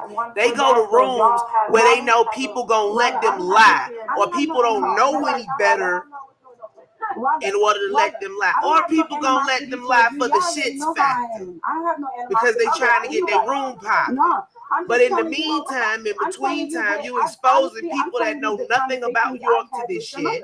I've had personal conversations with your mother. Yes. Oh, we're gonna get into it, Queen. No, say that we're gonna get into it. I want to give Umar to say that, and Wally, don't go. We gotta get the Irish right. We need to get the Irish. The brother Faze, because Faze is his mother. Right, Faze also. It's Faze and Irish, both of them riding. Yeah. So get the other side. So go ahead, Iris, and make sure, like I said, Mark, make sure y'all give us a right. Real question. And Tariq's still here as well. Yeah, and hold on real quick, Iris. Yes. Real quick, based on what the brother shared when he shared his experience of the abuse, I know you said you wanted to push back. What do you have as far? Do you have any evidence or any observation where you feel like the brother wasn't being truthful in his position? Well, the only thing I can say is the reason why people may approach them as not appearing to be truthful because, like I said, the conspiracy of it all. If they didn't have pictures of them down there and people who, like, not one, not two, not three, not four, not five, not six, about 7 or more people who was down there that witnessed them, that exposed the conspiracy against the Dr. York that he was a part of. They know better, Shadow. They ain't gonna come over here. Oh, scary asses. They go where it's gonna be easy and they can do things like jump on abuse victims, accuse people of shit when they daddy a whole piece of shit. We can make this go away. We got the email, we got proof of that. How dare you? Ain't none of that shit real. Write that letter. We were told, and I only can go about what I was told, that he did that on his own because he was of age. Now, if you was compelled to change your story because you knew that, it was either two things that made you do it. Because if it actually happened to you, with nothing in the world make you change your story. Nothing. Yes, it will. Abuse victims change their stories all the time. They think they're going to get somebody in trouble, or they think somebody they love is going to get in trouble. A myriad of reasons. Scary asses. Shadow, you're right. They scary. But they'll go over there where they know people going to defend them while they speak that BS. I was touched by somebody. From now on, every time one of them folks show up somewhere, I don't care if it's the Nuwapians, Carbonations, the Sabians, the Yahweh. I don't care which one it is. Call bullshit in the chat. Just call bullshit. Everybody call bullshit and leave. Don't stick around to see what they gonna say, because that encourages other people to come. Just don't give it the light of day. Call bullshit and leave. This is all cap. Well, let's go back to the conspiracy part, and also what Abigail Washington said that they were promised movie deals and all kind of. Ain't nobody promised no victims no movie deals. What they did. So now I want to ask Tariq, is he a part of this new documentary that's coming out on Paramount? That he can pay for this because it's a documentary that's going to be put out against Dr. York. If it's a documentary.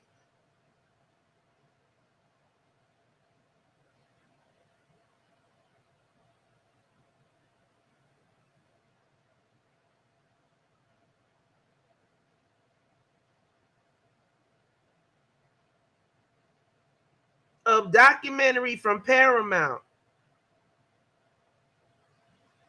That's what she's saying, but ain't no telling if that's the truth or not.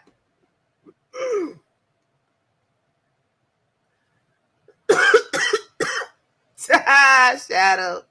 And a lot of people in the victims and the witnesses and certain people who were around at that time, they're going to partake in this documentary.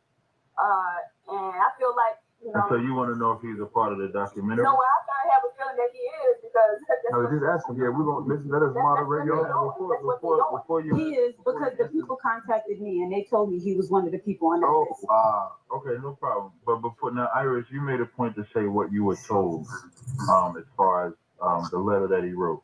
Who were you told by? Are you asking me or you asking Iris? I'm asking at the Iris. Iris, you said according to what he just said her name and asked her, and everybody froze up like a dog getting caught in the trash can. Right, Holla? Ain't no money in no documentaries. People do them joints for free.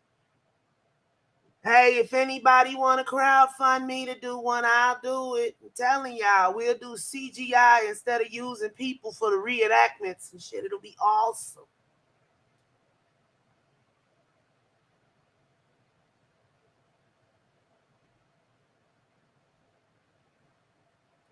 Exactly, melanated. Just like that, and then lead a check. I'm tired of people sitting over here fighting back and forth in these comment sections because you know, they don't want to hear what we got to say. Oh, here's what I went on my 135 rant. I finally found. Okay, I didn't get blocked last night. Yay!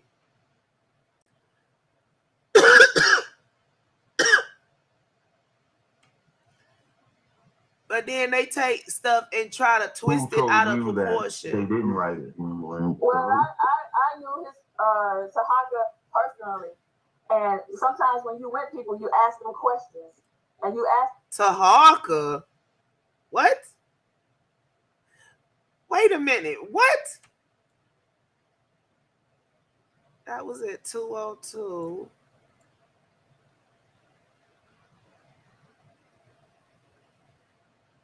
What in the entire haberdasheries and hemoglobins? You know what? No. Don't tell me you over there. Don't tell me you a Nuwapian more.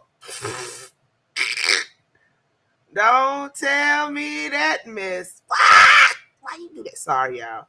I ain't mean to yell in your ear, but I had it placed right and it moved the time on this sound. So we at 154. Never. Okay.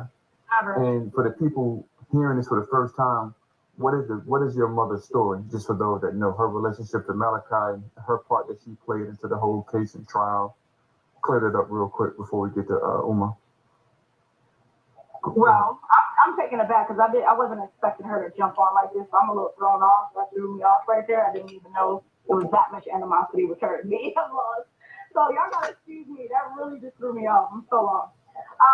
But as far as my mom, everybody's gonna always protect their mom, right? Right. I'm not gonna lie about anything. If she feels, I can't knock Uma for how she feels. If that's how she feels, I can only take from what my mom, who's lived with me, who's been around, I've taken care of her and got her in, different ways. That's my mother. Like, I talk to her 24/7 out of the day, every day, like literally. I can show you call logs. But my mom's not gonna lie about anything. My mom has seen a situation, didn't agree with it, whether she took an agreement or didn't agreement for money or whatever the case may be. I don't know. That's not what I'm here for. I'm here to protect my mother's name because I'm not going to allow people to disrespect her in that light. Right. You disrespect Tariq Noel's mom and then want people to respect your mammy. Girl, bye. Do you think your mom would be willing to join us tonight? No, and I wouldn't want my mom to join due to personal reasons as far as, it could be very triggering to someone who has grown and got past a lot of the stress, I would say, the pain. Okay. All right, so stay with. I can speak as much as I can for her. If there's certain questions I don't know, I'm not going to go ahead and just speak on it and not know and just telling you wrong stuff. But, yeah. Let me ask you this real quick before I go to I want to ask a question. How old are you? Me?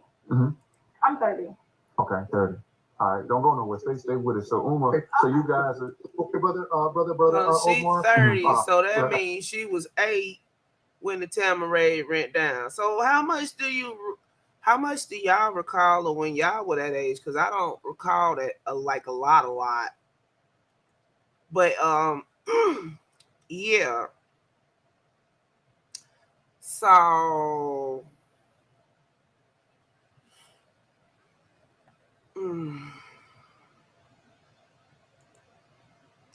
I can't. Oh, I know what I was finna do.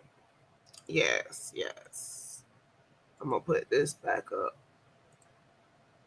Y'all got the gist with the documents. So let's continue, shall we? I did bring up one. Yeah, this is okay, Cap. Just so we can confirm, make sure it's another family member before you get to Uma. Modi York, are you related to Dr. Malachi Z. York? Yeah, that's my little brother. That's your brother? Okay, for sure. Okay, I don't. Okay, And Rodney and Rodney, I know we brought Uma and Moody up, but I don't want the Irish sister to get lost, and Irish and Faye to get lost, because it was supposed to be after the Walla sister. It was Irish and Faye, so I don't want them to get lost and they say we. That's fine. We just want to make sure they get both at the speak and make sure it's not the conversation monopolized. You know what I'm saying? So that way they can be able to get the information out. So go ahead, Brother Omar. Yeah, I'm gonna just ask Omar a real quick question. I want to go to the sister that was the driver for Malachi and then Faze real quick. Or let them get it off. But Omar, let me ask you this. So no, this is the one from last night, Chuck. I'm 38. About to be 39 next week. Glad you can make it. And so you lived on the land and all of that as well? Yes, I did. On and off. Yes, I did. Okay. And certain kids were separated in certain homes. Yeah. Certain houses. All right, don't go nowhere. Real quick. Go ahead. I just want to throw out there, as far as any source of animosity, negativity, or whatever it is, I'm not that one for that. So if y'all have any type of Walla, I don't have no animosity towards you, Walla. I don't know what's going on. Walla, I don't have no animosity towards you. Y'all already know how I am. I don't have no animosity towards you. Okay, Chuck. No, I'm just telling you. I'm telling you I'm telling you the conversations I've had with your mother. I've had personal conversations with your mother. Yes. Oh, we're gonna get into it, Queen. No, say that we're gonna get into it. I want to give Omar to say that, and Walla, don't go. Yeah, we gotta get the Irish. Right, we need to get the Irish. The brother Faze, because Faze is his mother. Right, Faze and Irish, both of them, Rodney. Yeah, so you get the other side. So go ahead, Iris, and make sure, like I said, make sure y'all give us hold on, let me ask Iris a real quick question. And Tariq is still here as well. Yeah, and hold on real quick, Iris. Yes. Real quick, based on what the brother shared when he shared his experience of the abuse, I know you said you wanted to push back. What do you have as far as, do you have like any evidence or any observation where you feel like the brother wasn't being truthful in his position? Well, the only thing I can say is the reason why people may approach them as not appearing to be truthful, because like I said, the conspiracy of it all. If they didn't have pictures of them down there and people who, like, not 1, not 2, not 3, not 4, not 5. These people lived on the flipping land. The people that saying this stuff, for the majority of them didn't. But they pretending like they did. I'm going to keep it rolling, but I'm finna step away from my computer for a minute and a half. I'll be right back. Some more people who was down there that witnessed them, that exposed the conspiracy against the Dr. York that he was a part of, and they had proof, about the thing. Then people and then his mom had a email that she sent to Dr. York saying that if you give me 6 or 7 payments of $500, we can make this go away. We got the email, we got proof of that. And also, nobody didn't make him write that letter. We were told, and I only can go about what I was told, that he did that on his own because he was of age.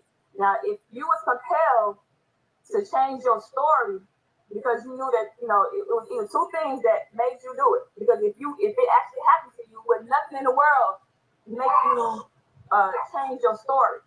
Nothing. Nobody can say nothing to me to make me want to change my story if I was touched by somebody and I need to tell the world. And so sexual victims do it all the time. Well, let's go back to the conspiracy part. And also, what Abigail Washington said, that they were promised movie deals and all kind of deceptions for what they did. So now I want to ask Tariq, is he a part of this new documentary that's coming out on Paramount? That is he getting paid for this? Because it's a documentary that's going to be put out against Dr. York, and a lot of people in the how would it be for you? Witnesses and certain people who were around at that time, they are going to partake in this documentary. And I feel like, so you want to know if he's a part of the documentary? No, I kind of have a feeling that he is because. No, just ask him. Yeah, we're gonna let us moderate y'all before you. He is because the people contacted me and they told me he was one of the people on that list. Wow. Okay, no problem. But now, Iris, you made a point to say what you were told, as far as the letter that he wrote. Who were you told by? Can I ask y'all a favor, please? Can y'all like and share this? And also subscribe if you haven't already. Please and thank you. Let's continue. Are you asking me or you asking Iris? Yeah, I'm asking at the Iris. Iris, you said according to what you were, because Tariq is speaking, of course, because it's his situation. Who told you that they didn't write it? Well, I knew his Sahaka personally. And sometimes when you with people, you ask them questions and you ask them, about certain things and how it came about. These people, even though they might have approached him, but it was up to him whether he did or not. Because only reason why they approached him is to give him an opportunity to get out of this before it gets ugly. It's not because nobody didn't believe him, it's because of what the conspiracy of it all. See, the reason why people are moving the way that they are on our side in our community, because we know of this conspiracy that the court purposely left out, that they purposely trying to protect Jacob York and all of this. Everybody keep running away from the conspiracy part. That's why we say the things that we say, because we know what this thing is. We have proof of these things. If it wasn't no pictures of everybody cheesing down there, and several people, not like I said, not one, not two, not three, 7 or more people who exposed this conspiracy. You can look this up online. And people who were there. Then we would have more. They try to blur the dates, combine different instances, and discount everything that the victims say. And quite frankly, I call bullshit. Bull poopies.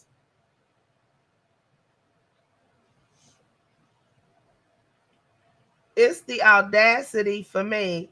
You can go to the courthouse in Georgia and pull up some of this. You know what? They were not going to release this stuff. And these people were doing this so much that they had to go ahead and release the documents that I still haven't finished reading because they so jacked up. In order to counteract this. How is this legal? I don't understand. You know how? Because people always hollering about they ain't got enough freedom. Well, this is what too much freedom gets you right here.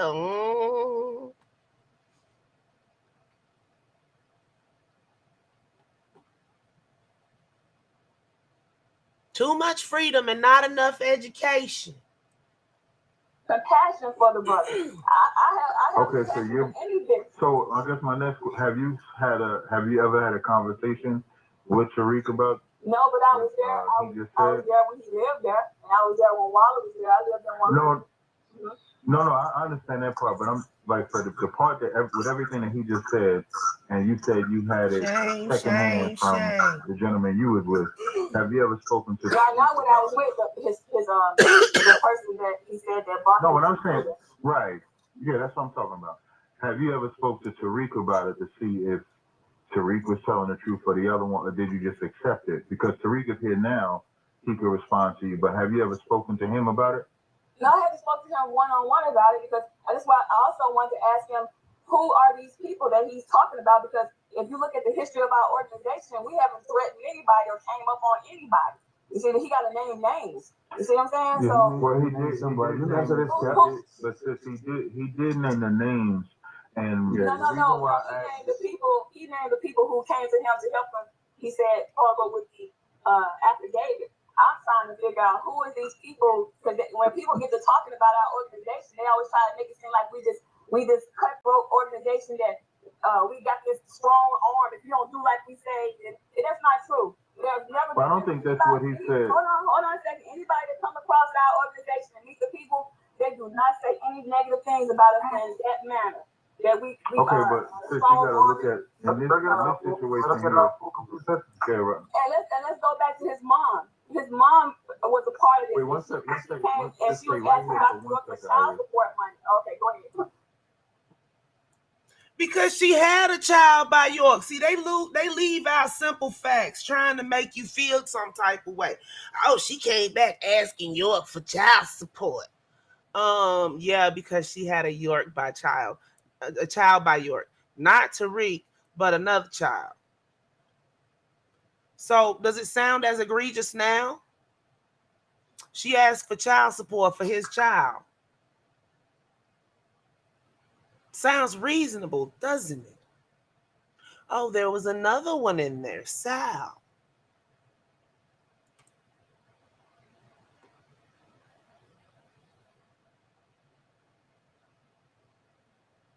See, I cannot. Let's continue. My house, my date on Kadesh with the only sound ever present. I go to bed, I wake up the next day, a woman tells me, one of the sisters is like, Sister Shaloma, how you doing? Good morning. I'm like, yeah. She's like, your mother's on the way to come get you. And I'm like, what? Like, I'm home. This is. I thought that's not the wise. I get what you're.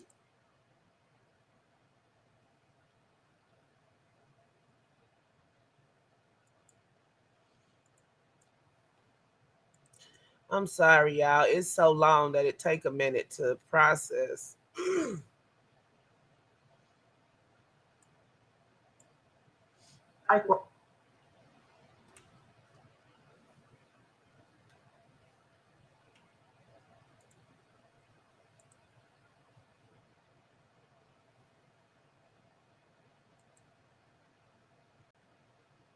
Right, hard as hell.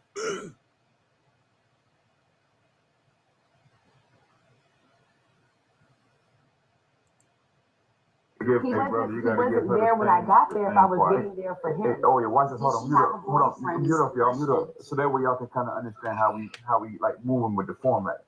We're not taking sides. We're trying to be right. We're trying to get everybody to get it off. But watch this. So this is what's going to help us connect these dots. The brother confirmed the diet. She confirmed the diet, but there's a discrepancy. The brother confirmed she was on the land. She confirmed she was on the land, but there's some discrepancy. So the more that we can connect dots, then we can deal with the controversy. Let's at least make sure that everything is being truthful to some degree. And then if somebody's lying, it'll be exposed through questioning. So allow us to question, and we're not going to take sides. So I pray that y'all see that way y'all won't have to question what our motives are. Our motives are, let's try to find common ground, and then we can build from there. So sister, you said you were there more than a little bit more than 2 weeks. Cool. I'll let the people determine. That's the particulars. It doesn't. That to me. Yeah, right. Gotcha. So you said the food. Describe the type of food. You said that on a good day y'all ate what, like chicken? I said, my mother sent me up there with a trunk full of food, and I was so confused. Like we went on this big shopping spree for food, and it was a trunk, and she told me keep it locked up. So that should tell you right there that they wasn't feeding them. Her mom sent her there with a trunk full of food. Hey, Chuck. Oh my God. See, this shit. Yeah, can you hear me? Yeah, I can hear you. This my computer is on a delay. I've been having it on for days and didn't even turn it off. Oh man. Worked all night, worked all day, and still up. Oh man. All right. How are you? I'm doing good tonight. How You're doing all right? Everything is on the way. Okay, by the grace of God. Hey, because I saw my eyes flash. I saw my light flash from my eyes last night when that semi tried to push me off the road. Mm-hmm. Yeah, I listened to about as much as I could. Mm-hmm. It's a process. Yeah. Oh man. So are you got it? Yeah. So that which you want to debunk first? Right. Huh? I said, which slide you want to debunk first? I don't know. I mean, you can pick it up anywhere you want. I was listening to one of them. I've been going off about it, so it's your turn. No. I've been going off about it. I'm not going to. No. This is going to be a collective thing. I'm not going to just go on and rant because it's too much, and a lot of it I couldn't take because this is stuff from all they're doing is rehashing the old talking points from 2004, 5, 6, 7, 8, and 9.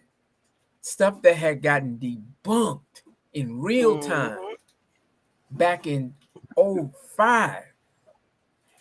Stuff they're saying isn't even relevant to the case. Stuff they're saying are rumors, are contrived lies developed by Nuwapians to try to give the public some type of hope that it was all a conspiracy and that he is actually innocent. Oh yeah, we ain't listening to this whole room. I'm just. I understand. I think by now everybody can see and but see what they're trying to do. This is what I've noticed is they're placing the focus on Tariq and they're placing the focus on Habiba. Now, what they do not do is they're not addressing the fact of individuals that were molested that have never been tampered with by the Nuwapians, because it should have come to the court's light, or it should have been pursued that it was witness tampering when York's attorney, Tariq's father, who was a staunch Nuwapian at the time. That's why I need to get my video back up so that I can play it, and he will admit that they purposely went in to try and get Tariq to say that what he said at the trial was not true, and that what he was saying, sign an affidavit so that they can put this out and say that he is lying. He said this, and then he said that. Now he says it. But this is what they're not. Is my voice too crisp? Because I hear a lot of trouble. I think because let me turn around. Can you hear me better? All right. You sound good. All right. Look. So the inconsistent logic that they're using is, all right. So we know, based on what was brought out at the trial, they do not show the trial transcripts. If you notice that, they have access to them because the sealed trial transcripts are no longer sealed. For years, York, before the transcripts were unsealed, for years York was able to get, while he was incarcerated, was able to give the talking points, and then the followers elaborate on it and even add in, until I brought out the trial transcripts, the sealed transcripts, and started posting excerpts from them and trial notes. That up until that point, York controlled it. But once the people were able to read it, see it, and compare what he said to what it said in the real-time events as it was being taken down by the stenographer, as well as in the Nuwapians who were taking notes over down the hall in the room that was set aside for the spectators. Up until that point, York controlled it. But after that, everything changed. So this is why they will not show you. Some of them have it because people in Canada at one time were selling them online. Now, of course, I have them because at the time, Wajaru, back then it was known as Ampu. When I started wanting to study up on the case, I got all the transcripts from him, which he supplied to all the people anyway, because he was working, as York's direct counsel, in addition to Adrian Patrick at the time and Amani Aurora. So they're not going to have you read those transcripts, because once you read them, you're going to have a better view of what they said, what the evidence they had against York was. So all of that other conspiracy stuff that they're putting out does not affect what took place at the trial, because half of it, if not 90% of it, never came up. Case in point, the affidavits, let's talk about Toddy. The affidavits were never submitted in court, but they're putting it out there to those people who've never been around the cult, never met York, never knew anything about this stuff. So they're trying to control the narrative. But they told everybody last night, that fake paralegal, that this was filed with the court and things, and it never was. If it was filed with the court, then it would have been brought up in the court when York. Now, the only one that did bring up the affidavit was Habiba Washington, because remember, York got convicted in January 2004. Now, she did the video in April of 2004, along with a few other people. Okay.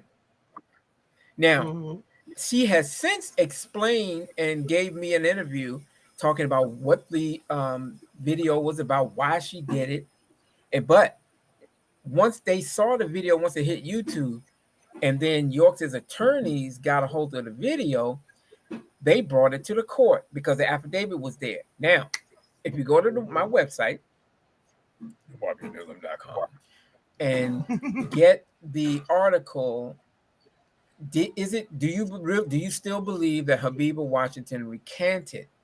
If you read that, you'll see her term, what she said after the fact, but you'll also see that in August of 2004, shortly after the video was done, she was brought into court. Why?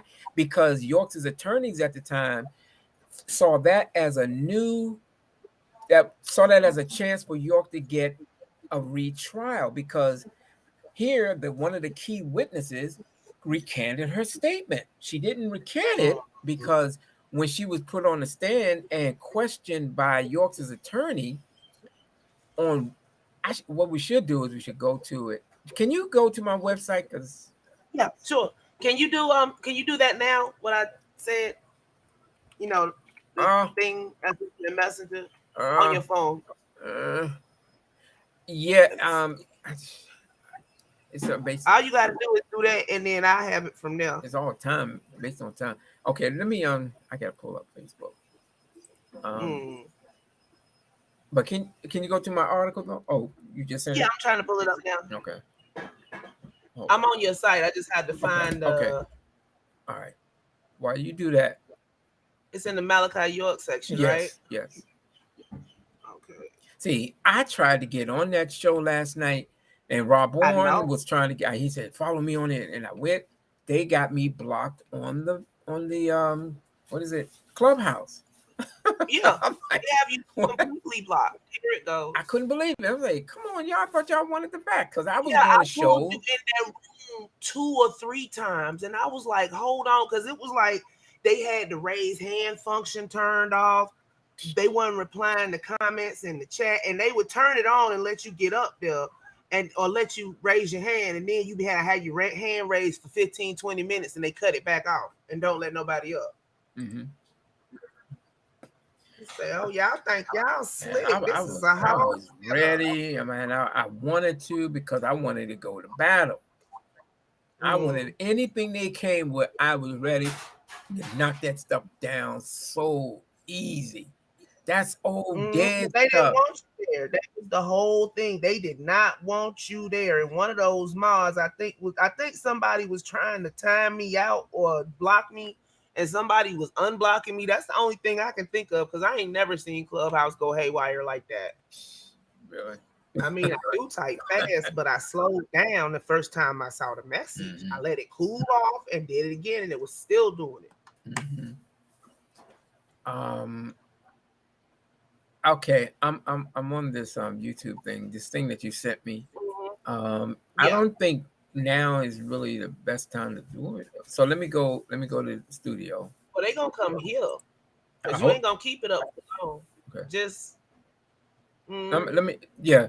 Oh, not that one. The one I just. Can you pull that article? Yeah, it's up on the screen. Oh shit. No, the message I just sent you like a couple of minutes ago. Just give me. Oh yeah.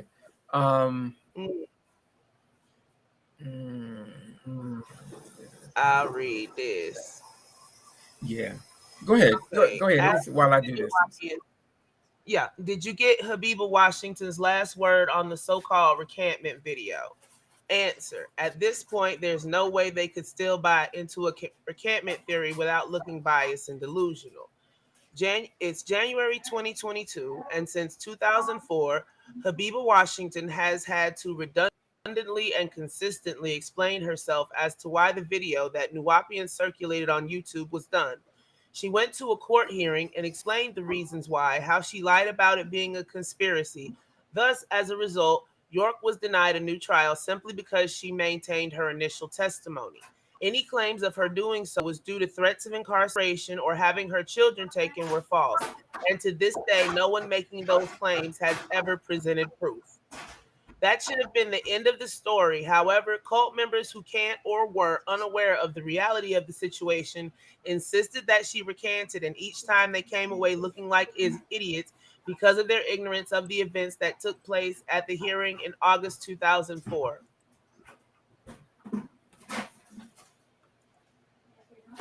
Witness in York case maintains original testimony was true. Associated Press, August 14th, 2004. Macon, Georgia. A key government witness in the case of a leader of a quasi-religious sect convicted of child molestation and racketeering said she tried to recant her testimony because she felt sorry for him. Attorneys for Malachi York, head of the United Nuwapian Nation of Moors, had sought a new trial because one of the witnesses had made sworn statements in contradiction to trial testimony that said she had not been molested by York. But witness Habiba Washington said on the witness stand on Friday that her trial testimony against York was true. During the trial, she said York molested her beginning when she was 13 and that York molested other children as well. She said she later recanted her testimony because she felt sorry for York and that everyone deserves a second chance even when they do something wrong. York's defense attorney, Jonathan Marks, told Judge Ashley Royal that because Washington stuck to her original testimony, he wanted to withdraw his motion for a new trial, but York instructed Marks to leave the motion in place. Royal did not rule on the motion on Friday. York was sentenced to 135 years in federal prison in April. Okay. His January. Can you pause for a second? Yes. I need your email. Could you send me that? Certainly can. Okay. Sorry. You can continue. No problem. Hold on. Okay, so for actual court transcripts from that hearing and even more details, just click on the link below. And then these are the final words on the issue by Habiba Washington on May 7th, 2018. And looks like Facebook. These are my last and final words to you, Malachi Dwight York, so you can stop sending your goons my way.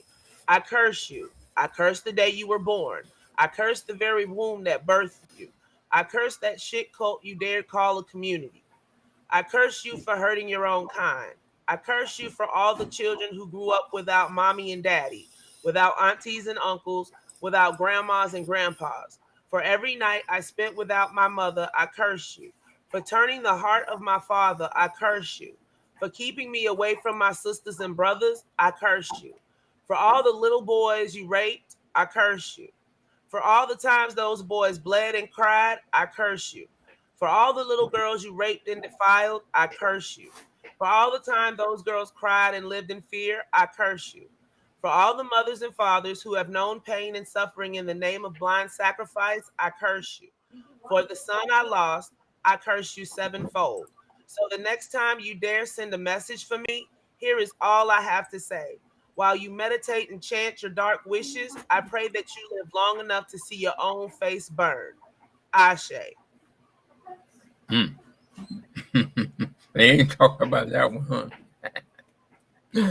They don't want that. They don't mention that. No, but she I did. sent it to you. Yeah, she. Yeah. And Yeah, go ahead. I'm sorry. I'm all over the place right now. No problem. Go ahead.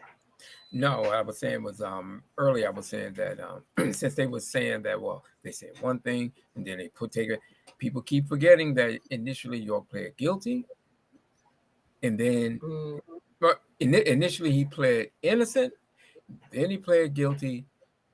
His guilty plea was tossed out, and then he claimed that he was innocent again. So if one is inconsistent, then you got to say the other's inconsistent. But we go a step further with it when we start to explain in detail why did he plead guilty. But continue with this because I think this is more relevant right now because I'm still trying to get this thing together.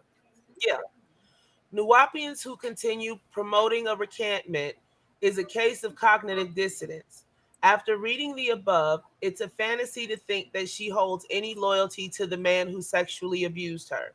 This would also demonstrate a twisted inconsistency of beliefs by York's followers who have stated that she's a liar and can't be trusted because at first she said he did, then he didn't, then he did, and implying that as the criteria for non-acceptability, then they should not accept York's words. Why? Because he initially entered a plea of not guilty, then not guilty. So in following their line of reasoning as to why they insist that her words can't be trusted, likewise, they cannot trust anything York says because he's guilty of the same thing they accuse Habiba of. As it stands today, there are no recantments on record from any of the witnesses or victims who testified at the trial of York, period. In most, if not the overwhelming majority of child molestation cases in America, victims typically will side with their perpetrator, denying that sexual activity had occurred. Chuck, can you mute your mic? Oh shit! Oh yeah. Go ahead. It sounds like you rumbling around. No, damn. I'm in the kitchen making noise. Hold on. Go ahead. Yeah, I'll do that. No problem. I'm over the place. Hold on. Give me a minute. Give me. Most being out of fear of retaliation from the perpetrator, his followers, family, soldiers, or friends. With that being said, below are images of York's then personal paramilitary force known as the Mahajad or SOI, who had a notorious reputation for physically assaulting members who didn't turn in all their money or following whatever orders York dictated. So that seems common in cults. They'll have an enforcement group. And there they are, the Swords of Islam. And there they are again in a different outfit and a different outfit. Is that York in the front? Look, looking like them little plastic. That outfit. Yes, that's him. Yeah, that is him. To ever have been worn before outside. That's him. That just looked like fresh out of the military swap meet store. You know them ones that always be around the military base selling gear. He looked like he just bought that and put that on for that picture. Okay. Below is an important example of how fear played a role in preventing victims from testifying.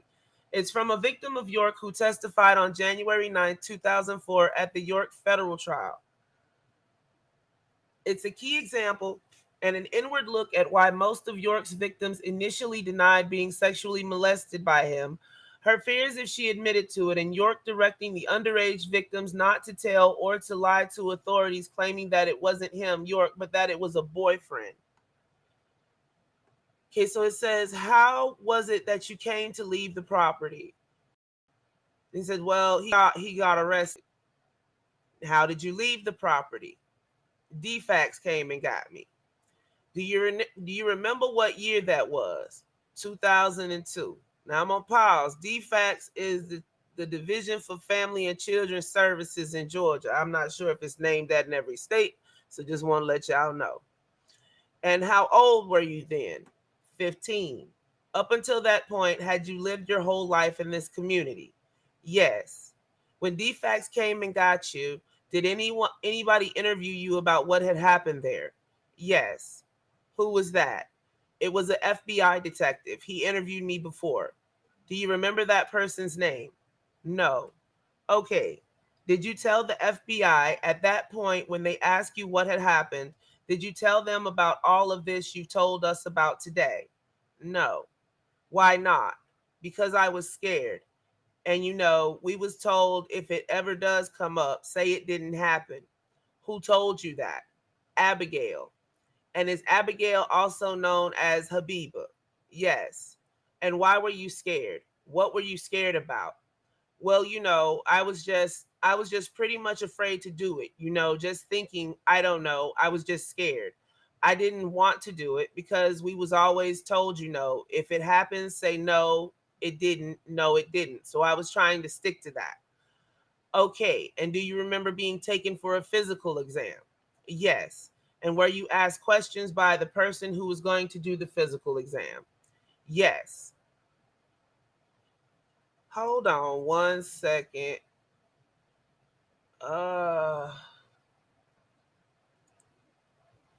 Music break.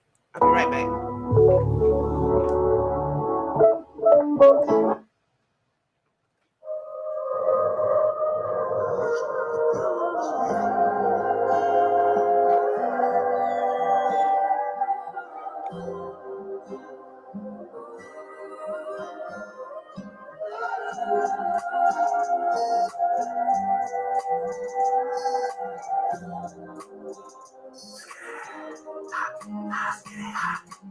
Couldn't tell me what I saw. I just seen it now. Seen it from the visions to the real. Seen it from here. I only need a second to explain this.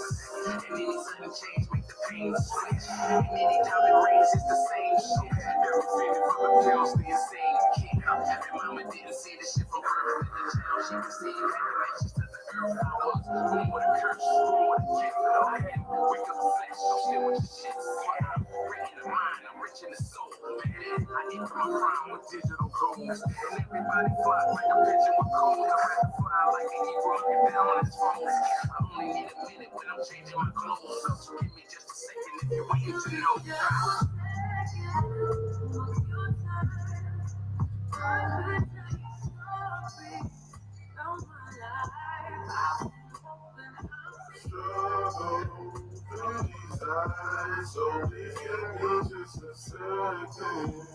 My bad, y'all. If that child steal that PlayStation controller one more time, I'ma burn it. I ain't even gonna sell it. I'ma burn it. Somebody want a PlayStation 4? Thank you, Melanated. Did they ask you about... Oh, do you remember being taken to a physical exam? Yes. And were you asked questions by the person who was going to do the physical exam? Yes. Did they ask you about these sexual activities or if you had ever had sex? Yes. What did you tell them? I told them, yes, that I had sex with a boyfriend. With a boyfriend. Had you ever had intercourse or sexual activity with any other boy or man other than Dwight York? No. Did you tell them who the boyfriend was? Yes, I made up some name. Did you tell them how old the boyfriend that you made up was? Yeah. Do you remember what you told them? I think I said he was about my age. You didn't tell them that it was Dwight York and what had happened. Is that right? Right. Why didn't you tell the doctors that? Well, it goes back to, not telling anybody and, if it does, say no, it didn't. Did you ever hear the defendant making any statements with regard to what to tell the doctors? Yes. Yes, I do. I remember him telling Husna one time because she had a problem and she wanted to go to the doctor. And I remember him saying, if they ask, did you ever have sex, that you had a boyfriend? And, like that. You said Husna. Is that Husna Evans? Yes. And how did you hear him say this? Were you in the courtroom? Fortunately, with this case, Ms. Washington's words were corroborated not only from other listed victims who participated in the sex acts, but also York's co-defendants and the physical evidence presented to the jury. In 2003, shortly after York's guilty pleas in state and federal courts, Habiba and other victims were vocal in telling their story as we read from the following example. Survivors speak out about bizarre sect leader sentenced to prison. New York, WABC, February 7th, 2003. Tonight, an insider story about a bizarre Brooklyn-based religious sect and allegations of widespread child molestation by the group's leader. The leader of the United Nuwaubian Nation of Moors pleaded guilty to scores of sex abuse charges and will spend years in prison. Now his victims finally feel it is safe to speak out. One insider talked exclusively with the investigators, Sarah Wallace. How could someone get away with abusing countless children, allegedly 2 generations of victims for nearly 30 years? Tonight we have an incredible story from within and a warning about what can happen when an entire community gives over their collective lives to one person. For most of her life, it was all Habiba Washington ever knew. The 27-year-old was born into the communal world of the Ansar Allah community in Bushwick, Brooklyn. The outside world was shunned. Habiba Washington. Because the community is basically blocked from the outside world, you don't know anything but what you know there. Every move of everyone dictated by their leader, Dwight York. Washington. He would fill you up with his information, with his indoctrination, take away from you everything that you know, tell you that this is what the white man has been teaching you, and it's not the right way. It's the wrong way of thinking. It's the wrong way of living, that everything I am teaching you is the right way. His religious teachings changed with whatever doctrine he thought would attract followers.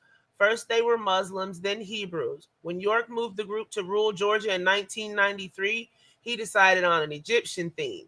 And there, in the center of the Bible Belt, several hundred followers became Christians. But the ultimate God was Dwight York, who staged an elaborate Savior's Day every June on his birthday. Sarah Wallace, Eyewitness News. It was clearly a cult, correct? Oh, wait, I forgot I had to scroll down. What she could not know is how wrong it all was. The abuse go beyond further beyond child molestation. It's the fact that families were separated. People were physically, mentally, emotionally, spiritually abused for years. Girls and boys separated from their parents, housed in 2 buildings on Bushwick Avenue. Every move of everyone dictated by their leader, Dwight York. And then I read that part. And then his religious teachings changed with whatever doctrine he thought would attract followers. And I read that part. So clearly a cult, or said Sarah Wallace, Eyewitness News. It was clearly a cult, correct?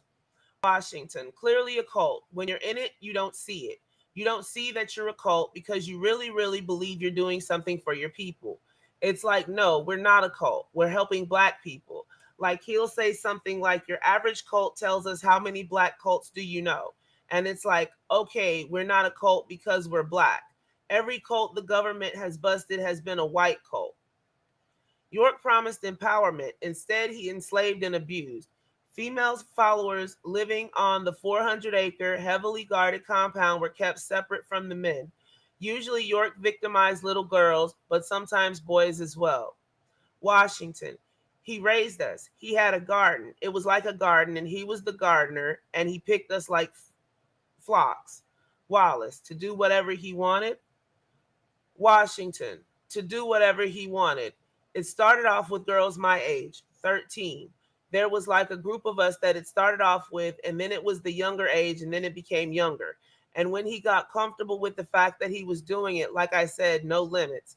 And because everybody had been so afraid of opening their mouths for years, so afraid, he also realized that nobody was going to speak against him because he's made comments like, if you ever open your mouth, I'll have you killed.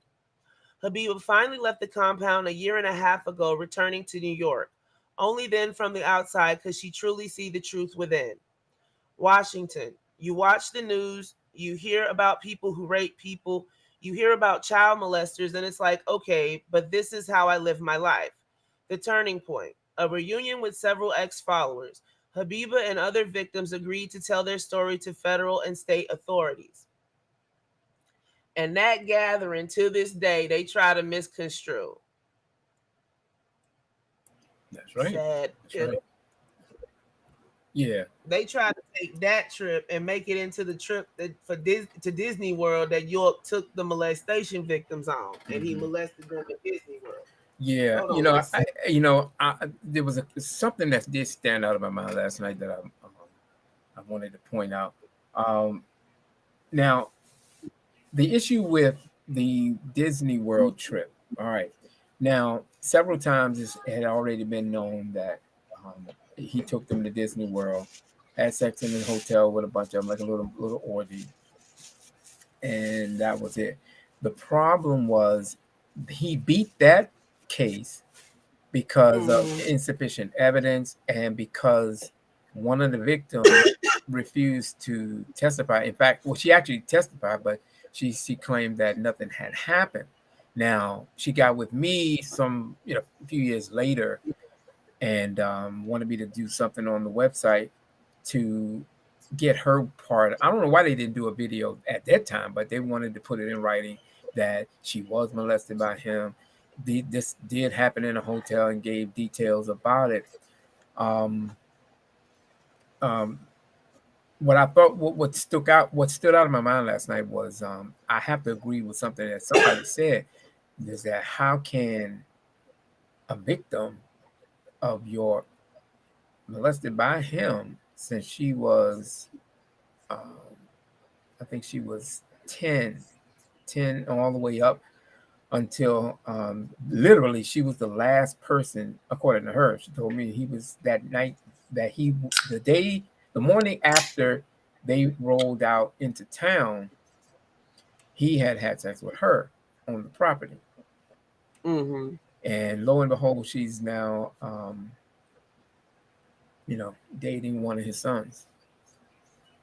Something is wrong with that. I mean, I'm not going to mention her name, but I mean, that's it's whatever. Trauma bond. Yeah, I mean, it's got to be something because that's not normal, But it is what it is. But I thought that was something that stood out. Well, I mean, they grew up as a family. It's something that happens in cults. They bond with people because they've gone through that experience together. But see, a lot of people don't know exactly how the community was structured. All they see is that here's this big case that popped up out of nowhere, but they didn't know how communally people, as children. They didn't know how they lived. I think that if they had more insight into that, they may get a better sense of how he was able to get away with a lot of the activities and the direct access that he had. Because if they realize that, okay, the parents slept over here, or the father slept in the barn with the brothers, the mother stayed over in the lady's house, the kids stayed in segregated age groups. The little girls, the young ladies, or the bananas, whatever, they all stayed in different dormitory style living. And York had full access to them. In fact, they would accompany him in town, and he would take them shopping, take them eating, those that were in that inner circle. And if you weren't a part of that inner circle, a lot of them didn't eat. And that was one of the things that a lot of us knew, is that whenever those girls came up and was bringing out our products, we noticed how skinny they were, but that was the way life was on there. And did a video, and you even said why he did some of the things he did to make, I guess, quote, make y'all strong and nobody can stand against you, by having you live like third world peasants, But I think that if they had a better sense of how that organization was structured, some of the allegations, some of the documented facts will be a little more clearer to them. The problem with what they were saying on what is that thing called, Clubhouse last night, was there was no context. Everything was just random commentaries. They were reading stuff that wasn't even in the courts. And they were misconstruing certain things. Like, they were implying that multiple children had gotten with York's children, and that isn't exactly true. Yeah. Like it was like a whole bunch of them and stuff, and then they're like they got restitution for this, and they were getting movie deals, and Now, no. see, all of that stuff, that's nonsense. You know, nobody's gotten any movie deals. We've been trying to push people to do documentaries on this case. Matter of fact, York's main girl, Kathy Johnson, who was his co-defendant, who pled guilty, did her, I think she did 2 or 3 years in federal prison, and then she was released, and she was on parole, had to register as a sex offender. She put out a little book that kind of explained it from what it was her memoir of what took place. She apologized to the victims in the things that she participated in. Now, I interviewed her, of course, and it's on the website. And I asked her key questions on what took place, what was going on, And she at this point, what's to deny? She took part in it. The testimonies put her in the location of the events as they happened. She was the recruiter. Habiba was a recruiter. They brought in new girls, and York used them. They would start off, they would give him oral, and once they've all been implicated, then he would appear and start doing this and that. But I wanted to engage with them last night because I knew they didn't have anything substantive. So I had all of my PowerPoint, I had all of the trial transcripts available and ready, and I was going to go to key parts of the testimony.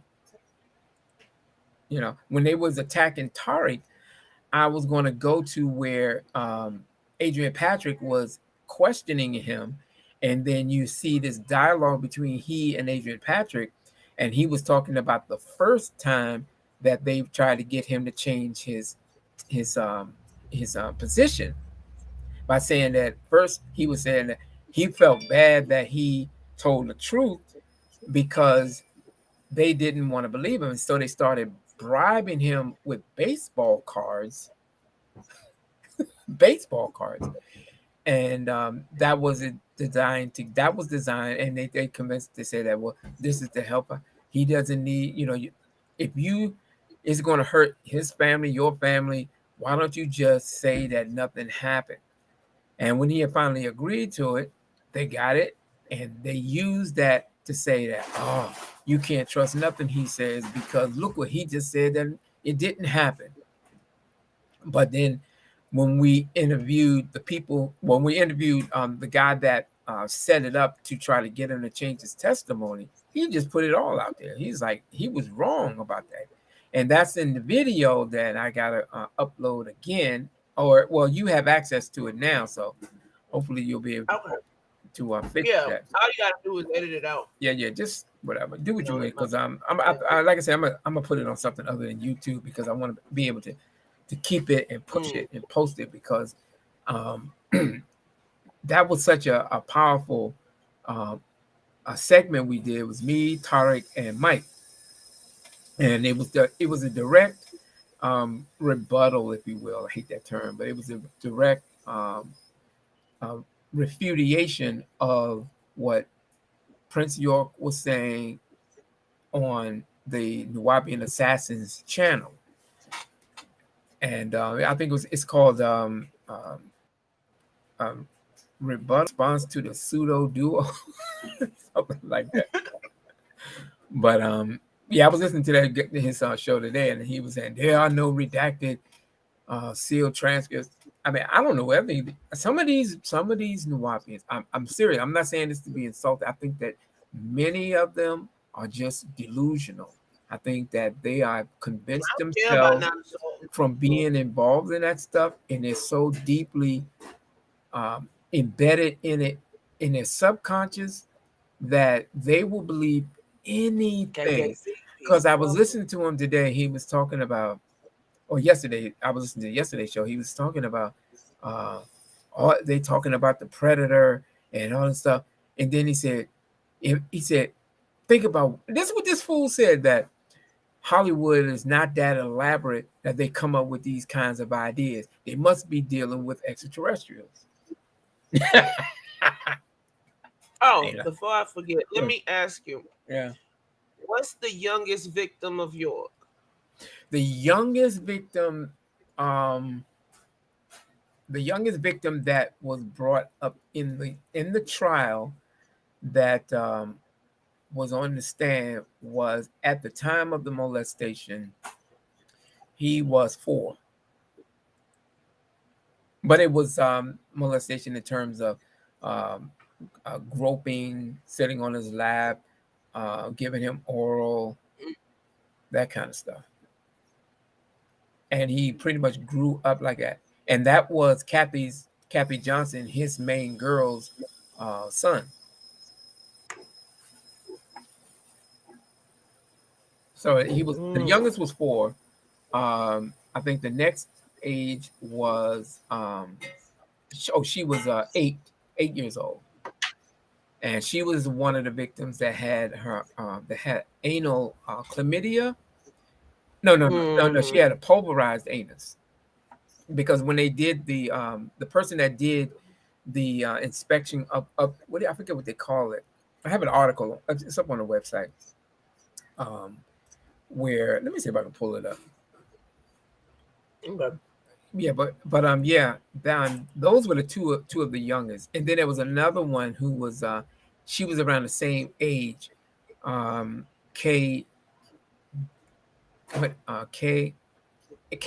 not gonna say her name. Because they kept trying to say that there were no victims that were younger than 6 years old. I'm like, y'all are full of. See, people, listen. Let me say this. The thing with Habiba began in Brooklyn, because I heard dudes say that, if it was happening in Brooklyn, how come Bilal Phillips and them didn't find out about it? None of the people who said it happened, they didn't bring it, because they didn't know. It's that simple, because he kept it a big secret. As a matter of fact, at the trial, Habiba talks about that. In fact, there were sisters who did know, who did see it, and they pointed it out because they saw her coming in from his trailer early in the morning. And when they asked, what were you doing in his trailer? Her answer was that we were watching movies and playing. Some people did leave but didn't say anything. But they do not question or bring up the fact that with all of the stuff that took place, the person that blew the whistle on it all, Pauline Rogers, wrote a letter to the sheriff and to the Atlanta Journal-Constitution in response to an article they had on cults, and talked about what was going on the property, which spearheaded the investigation into the Nuwaubian cult, and how and everything that was associated with what took place at the initial arrest. Of course, when what happened with when his guilty plea was rejected, it was at that point that the prosecutors started developing the superseding indictments, where they had so much stuff on York. See, I forget exactly what he was charged with initially, but after transporting minors across state lines for the purpose of illegal sex, that was because that was when the feds got involved with it, because transporting anyone from one state to another for sexual activity, that constituted as a federal crime, because that fell under that pimp law, under the Mann Act. So yeah, but go ahead. I'm literally all over the place. Let me go to my website. I even went to my own website. Today is one of those days. Well, because I don't even know where to begin with this stuff, and because so many people were talking, and I was trying to get into this thing, but oh, I know what it was. It was one thing. There was the constant talking point, right? Let me can I rhetorically share my screen? One moment. Hold up. I'm sitting up here looking for the charger to my laptop, and I can't find it. Say what? My charger to my laptop is somewhere over here. We've been packing. Okay. Knowing my daughter, she put it in a box because she packed the toothbrush and the toothpaste. I said, now why would you do something like that? She talking about, let me go get it. Okay. Is my screen? Yeah, hold on. I'm getting it up. There you go. Are you ready? All right. So this article back in 2015, why did Malachi York plead guilty to child molestation charges? The talking point is that he pled guilty because he sacrificed himself to free the sisters. All right. So let's do a quick read on this thing. So some Nuwaubians will say and promote the deception that York took the plea to get the Nuwaubians Kathy Johnson, Khadijah Merritt, Chandra Lampkin, and Esther Cole released from jail because he thought they were being tortured, because they were not in jail at the time. So that excuse doesn't hold weight. This is from some book where they was about York says that he is innocent, and why then did he plead guilty? They got all this other stuff here, blah blah blah blah. You can read that from the article. But here's the timeline on this whole thing. Okay, so York was arrested May 8th, 2002, denied federal and state bond, pled guilty to 40 counts of child molestation on January 24, 2003. Kathy Johnson was arrested May 8th and granted federal bond, denied state bond, released on bond December 4th, 2002. Pled guilty April 1st, 2003. Khadijah Merritt turned herself in on May 21st, 2002, denied bond, released on bond December 6, 2002, pled guilty May 30th, 2003. Chandra Lampkin turned herself in on May 21, 2002, denied bond, released on bond December 6, 2002, pled guilty May 30th, 2003. Esther Cole turned herself in on May 16th, 2002, and granted bond. York pled guilty January 24, 2003. Okay, Kathy Johnson, she was arrested with York, granted federal bond, denied state bond, released December 4, 2002. She watched York plead guilty on TV, as did Khadijah Merritt, as did Chandra Lampkin, as did Esther Cole. All of these women that the Nuwaubians are saying he pled guilty to free them because they were being tortured like him, they were already at home watching it on TV. So that this timeline, and you can check it, it's in the federal docket, it's in all the newspapers, you can't deny it, everything is well documented on this. So that is a lie that the Nuwaubians are telling the people, like on that show last night. There's Khadijah Merritt, Chandra Lampkin, and this is Kathy Johnson. These are York's co-defendants. These were York's recruiters. They were bringing in younger girls who were coming into the cult when families moved onto the property. They were the ones who were recruiting younger girls for York to keep. It was a revolving door. When they got older, he really didn't have much use for them, and he started preying on more of the younger ones. And here's an article. Here we go. This is from the Augusta Chronicle, December 4, 2002. Nuwaubian leader, wife freed on bond. It's already documented right here. One of the 4 women facing charges of child molestation, along with Nuwaubian leader Malachi York, was released from jail Tuesday after making bail. A man put up 75,000, 75,000. Was that 75,000? Yeah. Cash bond for Kathy Johnson, the woman described by Mr. York's followers as his quote main wife. Mr. York remains in custody without bail. He is the leader of the quasi-religious sect that moved from Brooklyn, New York to Putnam County in 1993. Mr. York and Ms. Johnson were arrested in May and faces charges of sexually abusing children in a 208-count state indictment and a 4-count federal indictment. People got to remember there was a state case and then there was a federal case. The state case, because they have a statute that where it literally says child molestation. The federal venue used the Mann Act in order to secure him as being a sexual predator because he transported minors across state lines. In this case, it would be from upstate New York to Georgia, and the case of Georgia to Disney World, which would be from Georgia to Florida.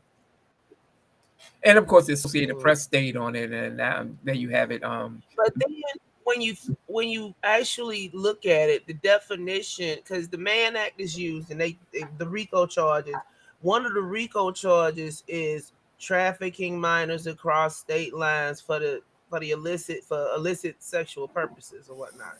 But when you look up the definition of that, it includes all the terms. Yes. So yeah, he didn't get arrested for child molestation, but he got arrested for the trafficking for over state lines for illicit purposes, and under that statute is child molestation. So yes, he did. But see, yes, he did. Also, in addition, in addition to that, keep in mind that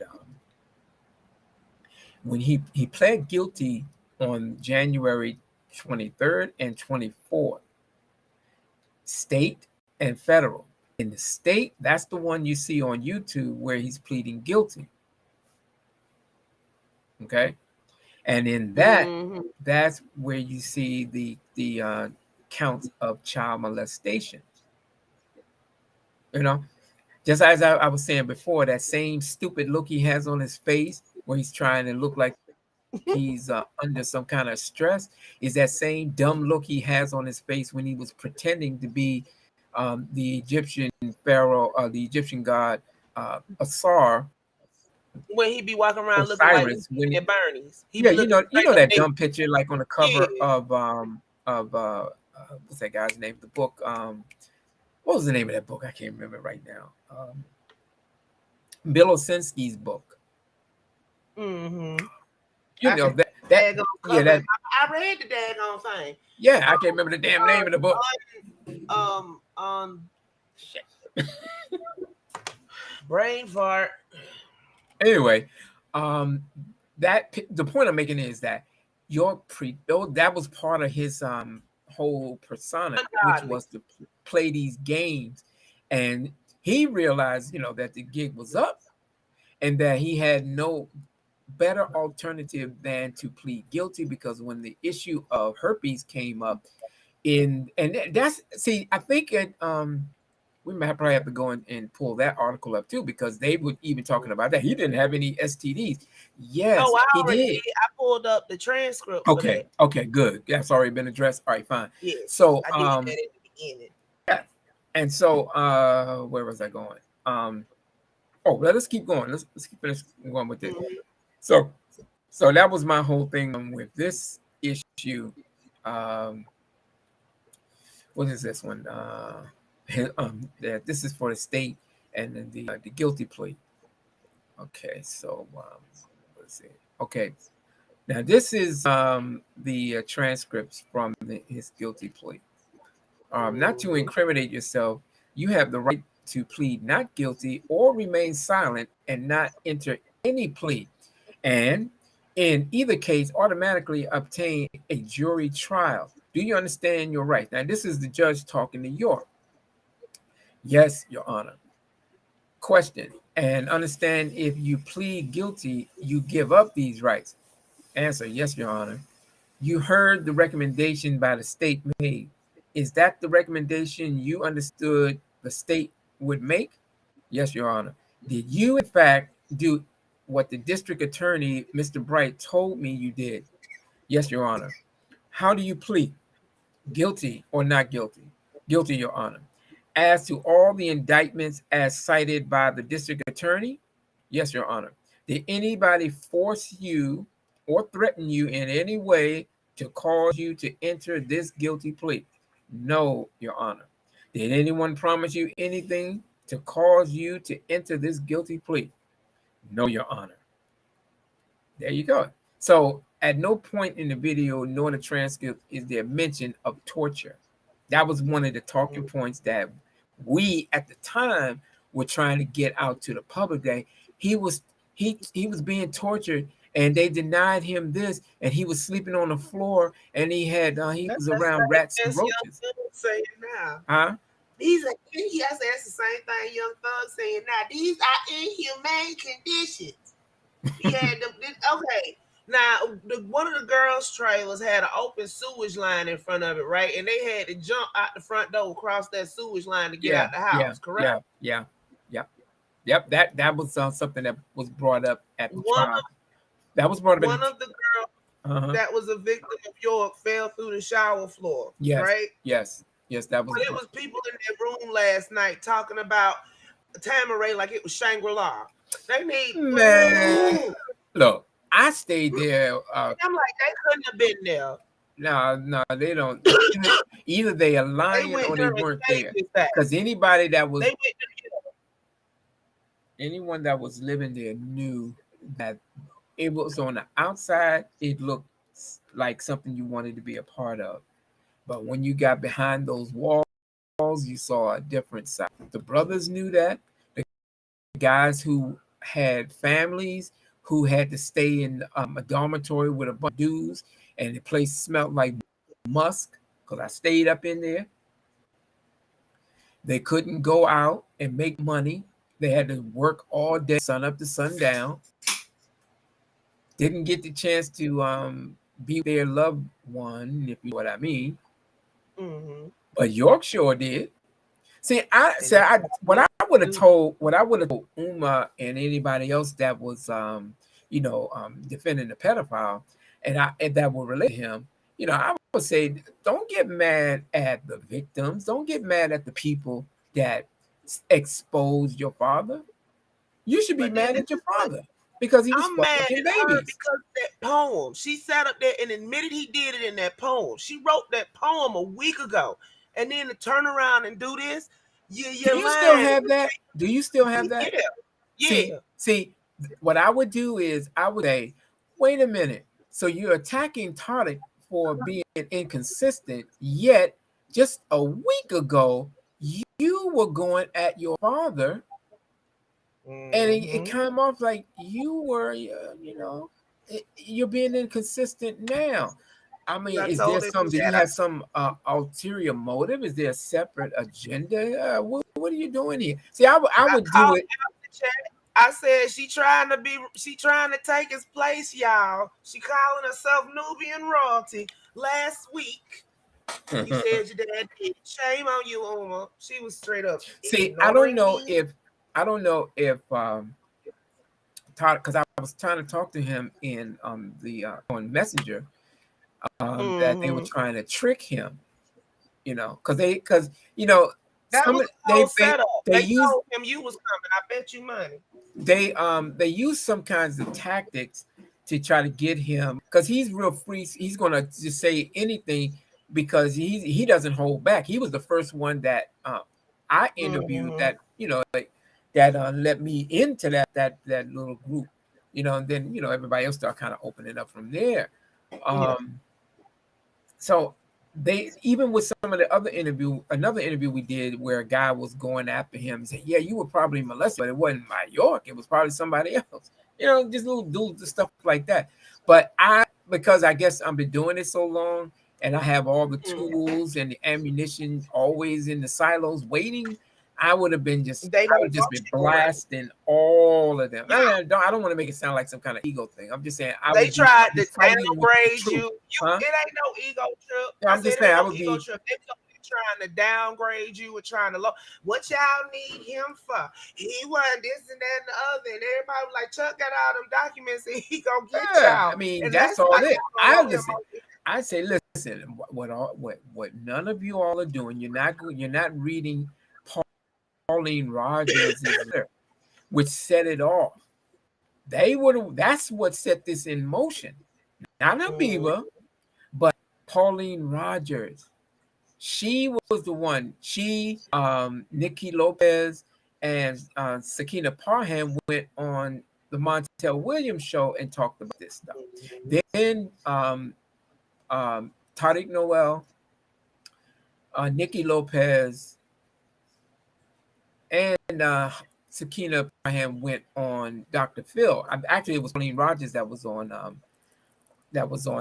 Montel Williams' show. You can find, if you don't see it on YouTube, I have it. I think I have just those segments because cut out all that the commercials and all that stuff. Yeah. But yeah, I just couldn't. I would just, I had to turn it off as you know, because it was just the old stuff that we heard. Matter of fact, I was talking to Rick Ampoet at the time.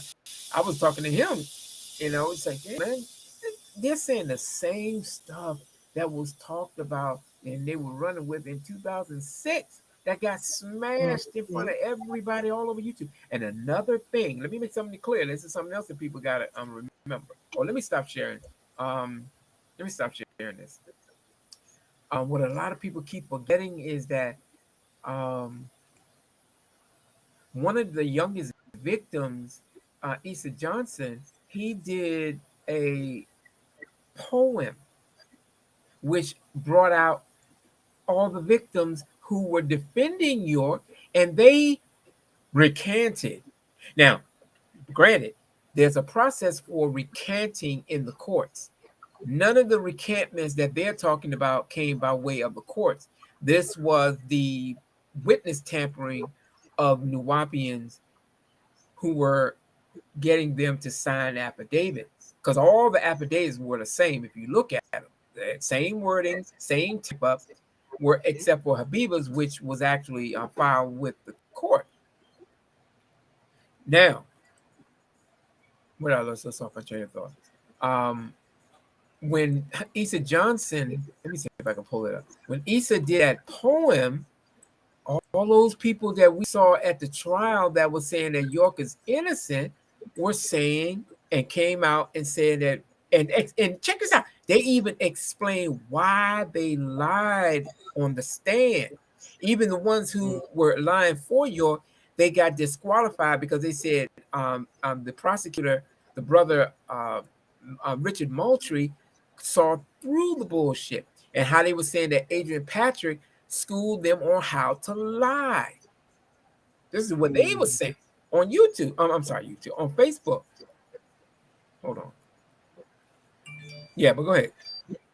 I'm gonna try to pull that up because it's a who's who of the victims, all the victims by name, all those who were in the indictment, the listed victims, all of them came out and defended Issa Johnson, right?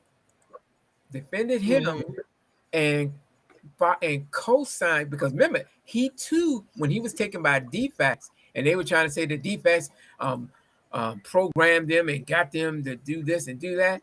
I think it was 5 that DFACS had taken, and 3 of them testified on behalf of the defense, and one of them was Issa Johnson. Yeah, that was not. See, I would have brought that up. See, that's what I'm. Since they wanted to go back and forth, let me pull that up. Let me see if I can find it. I got his name. I got this article, and I was just looking at some text message that I got from him. That if need be, I'm gonna have to pull that up too. But that's a concern. That was a concerted error. Concerted effort here it is. To start a narrative to push a narrative last night. Oh, excuse me. I'm sorry. Can I share it? No problem. Let me share it. All right. All right, here we go. Ready, set, and launch. All right, here we go. Asking the Wapians, have you ever read the poem Unapologetic for Victimizing Me by Issa Johnson? This is Kathy Johnson's then son, who is now in transition. Mm-hmm.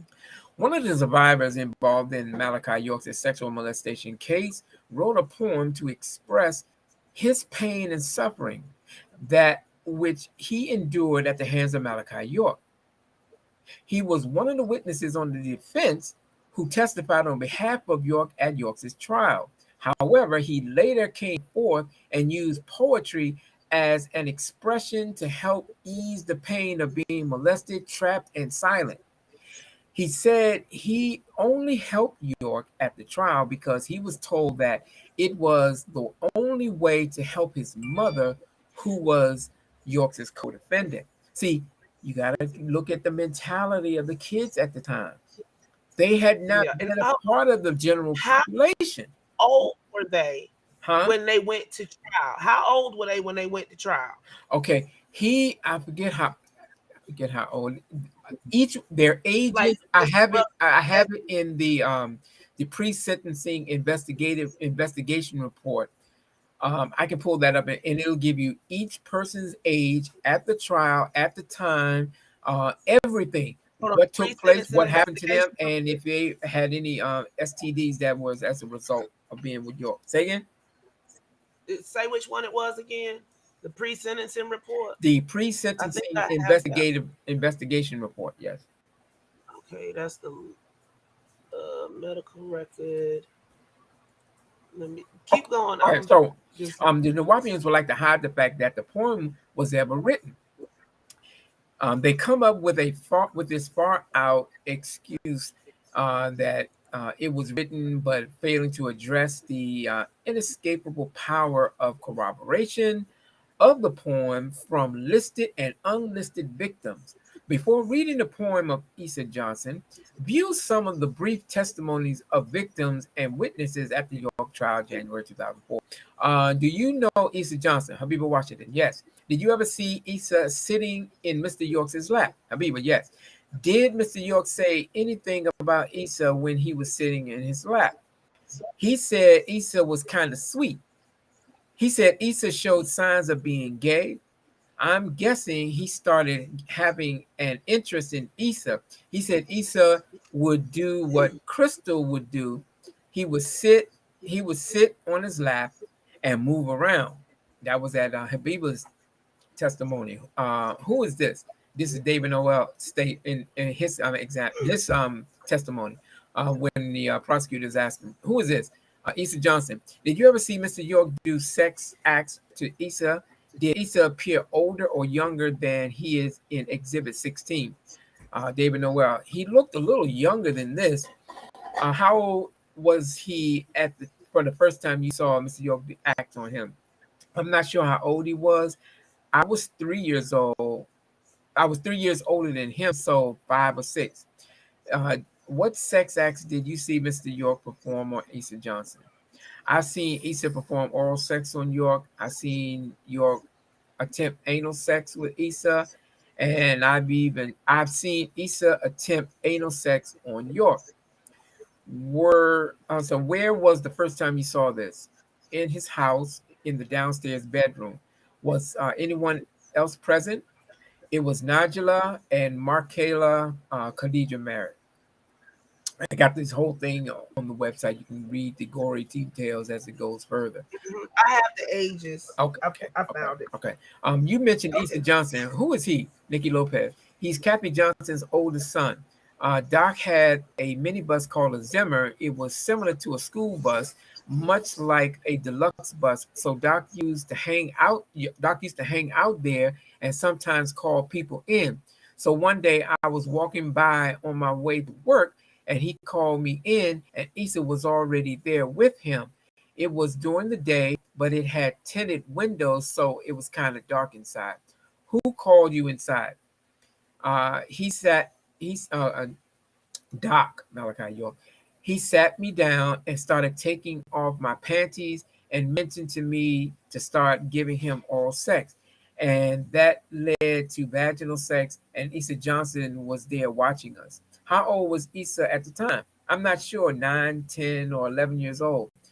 Did the defendant ever say anything to you as to why he would have sex with the defendant or different people in groups or with boys? At times, he would talk about younger boys. He commented to us about how if you start with them when they're younger, it helps them to develop, or helps them develop. Sometimes he would say that's stuff he likes to watch. Sometimes he would tell us that in countries like Sudan, they would have a room with a bunch of men and young boys doing things sexually. He showed a video where Tibetan boys were having oral sex with older men. When he talked about it, it varied. Let me get this last one.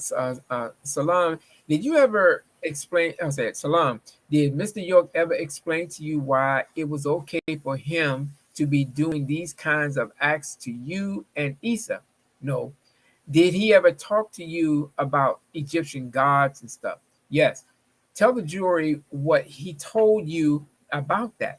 He said the gods like Ocean and them used to have sex with each other.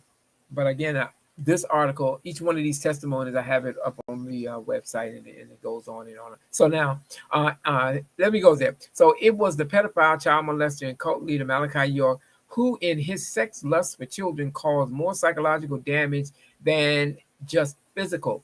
Initially, as with most children sexually abused, they denied being molested by their perpetrators. And because York's enablers and supporters were harassing and using intimidation tactics to prevent the victims from speaking out, they focused on Issa to get him to deny anything had happened. As an example, to illustrate this point, it was as well as the damage caused to Issa. The following is from Malachi York's pre-sentencing investigative report, which was submitted to the courts to give a background on the criminal history of York, as well as the nature and severity of his crimes against children in the Nuwaubian organization.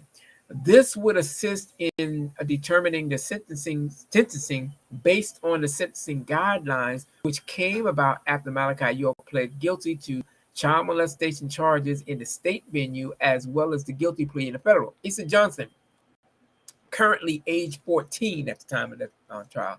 Issa's mother, Kathy Johnson, who is a co-defendant in the federal case. Kathy Johnson came to be part of York's organization when she was 18 years old and pregnant with Issa.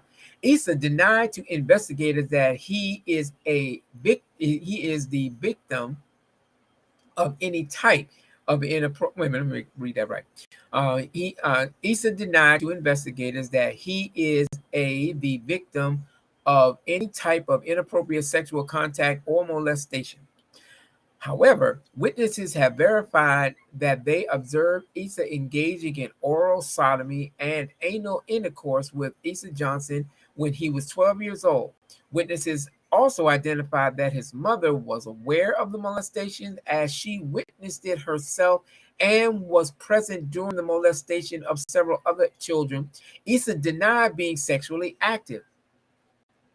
Issa was taken into custody by DBAC's officials when the compound was raided in May 2002. Several days later, he was examined by a physician and as a result, showed physical signs of abuse as well as testing positive for Based on medical evidence, the psychological testing, doctors determined that he suffers from low self-esteem with depression. Issa has an unusual preoccupation with religion. Due to his homeschooling, he is behind in his education and is having difficulty in integrating into the public school system. Issa possesses 3rd and 4th grade math, reading, and language abilities and kindergarten level reading skills. This is all at that time, but he has since got his diploma, as well as other victims, but it got better from there. The defendant, entering a guilty plea in the state court January 24, 2003, Issa admitted for the first time that he had been molested by York. Issa remains in custody at DayPass. Matter of fact, when one of the message I got from him, he made the point saying that ever since he had spoke out about, and when he had admitted to York being molesting him after he did the poem, he had never went behind it and tried to change that.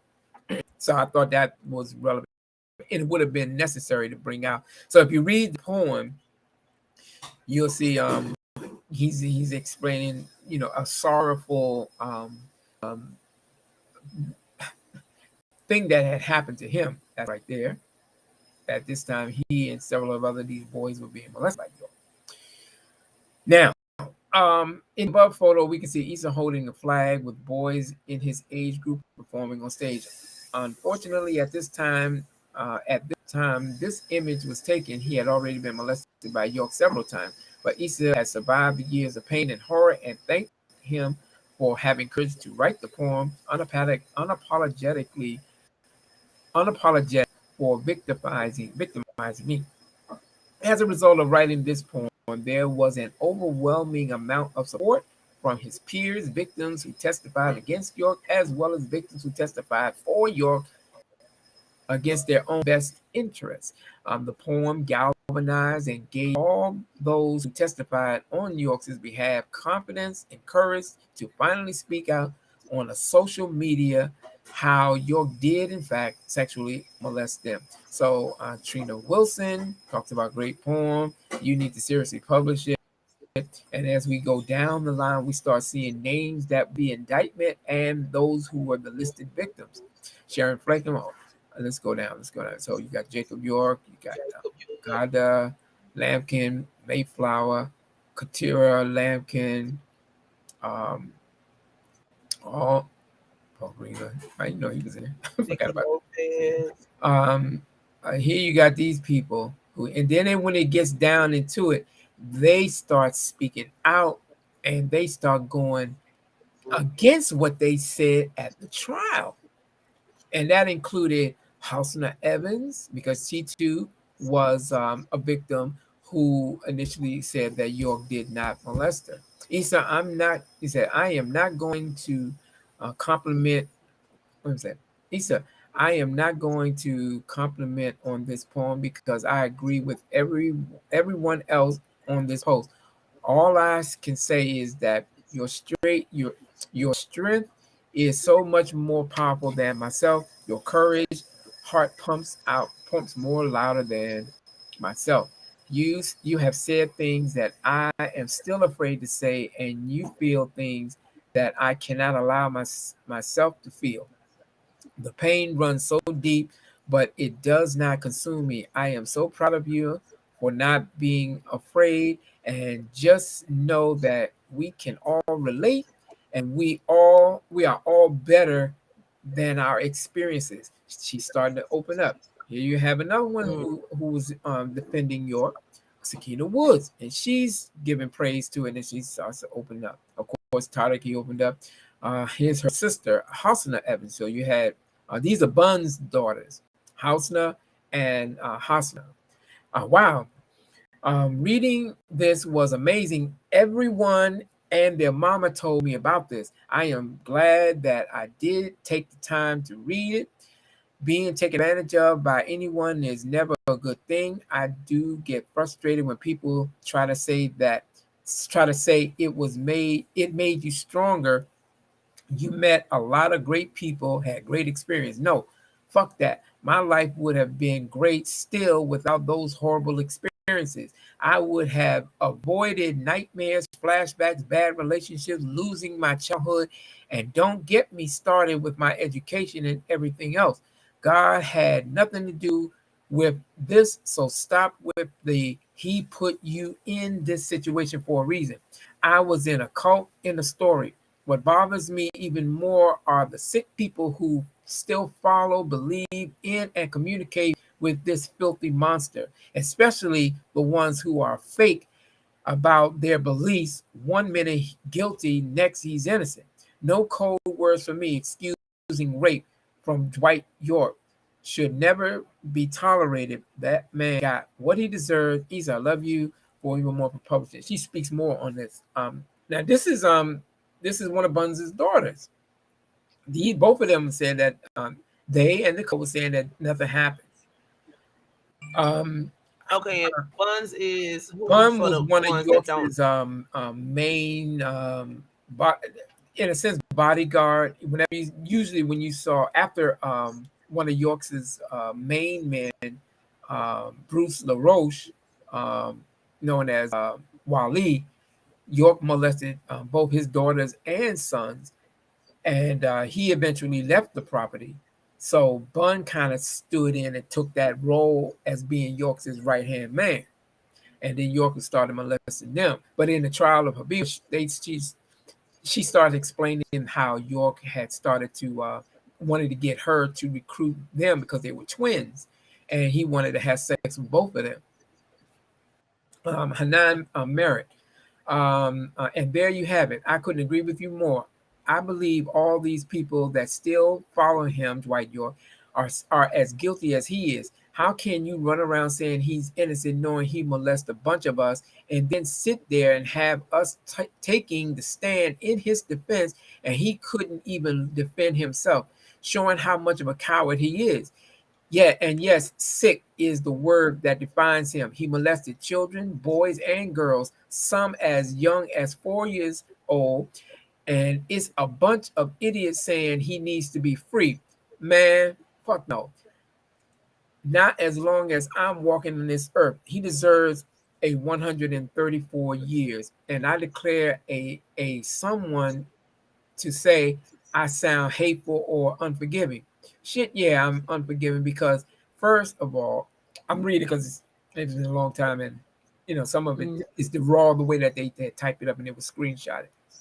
Wait a minute, let me get back to this. Because first of all, he is still saying he's innocent and not owning up to his actions, and so he really thinks what he did wasn't wrong. So I'm very much so unforgiving. Me and all, or they other victims go through issues because of this.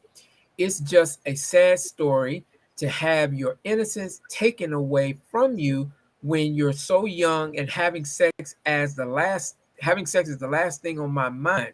So like I said, he is where he belongs, and that's where he will take his last breath. And it goes on and on and on. And these, like I said, these are victims who testified on behalf of York that came to Isa's defense because they were all moved by the poem that he had read on Facebook. And it was very moving if you read it. And he was initially he was one who had also testified that nothing had happened. You see? And so there you have it. So I'm gonna go ahead and end that part of it. I just thought it was anybody can go to this article.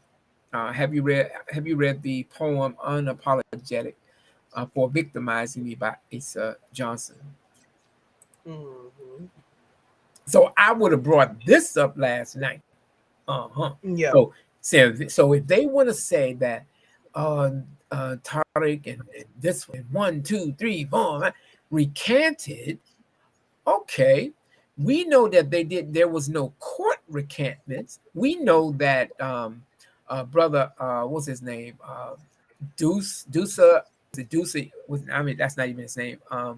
Damon Pryor was getting these fake affidavits put out and getting them to sign it, along with Cayuse, who used to be in Brooklyn, one of York's teachers back in the old days in New York, were going around tampering with the witnesses. And of course, the concerned citizens of York, concerned citizens of Eatonton, concerned citizens of Eatonton. I can't remember. But anyway, because it's so long, I can't remember what they call themselves. But these people were going around tampering with the witnesses. So I just thought that would have been something I would have brought up, because some of those people who were talking, they were too young to even know what was going on. And this would have brought some realization, and I guarantee you it would have changed the trajectory of the conversation, and the levels of stress would have went up on the part of those defending York.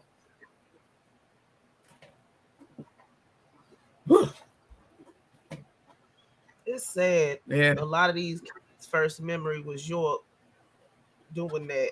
It's sick. Yeah, people got to be reminded of who this sick bastard is and why he's serving 134 years in federal prison. Remember, this guy did some of the most heinous sexual acts ever done to black kids by a black man in America. And he's one of the most prolific P words in the whole world. Pedophile. Yes, he was sexually attracted to children and young teens. I mean, he was. I mean, there, but with the hustles that he used in the whole, black thing, all the Egypt and all that stuff, he was able to amass a fortune by putting out, books that was loaded with nothing but bullshit.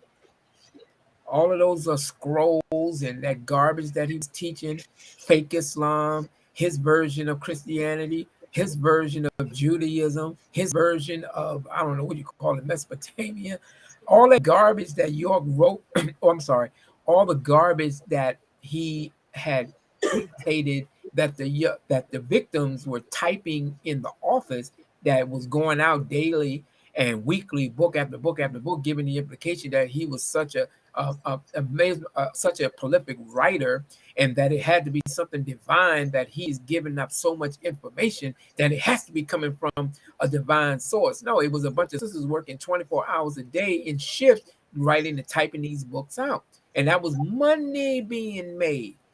He was a hotep hustler in the latter part. Yes, it was.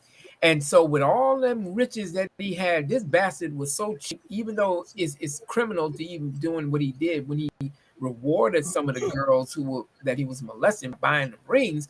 This cheap bastard would buy rings from Walmart. Damn.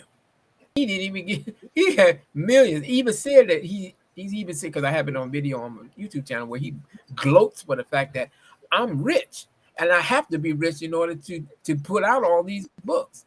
So when he's gloating in his millionaire status, he is so cheap he wouldn't even buy the girls any real high quality diamonds.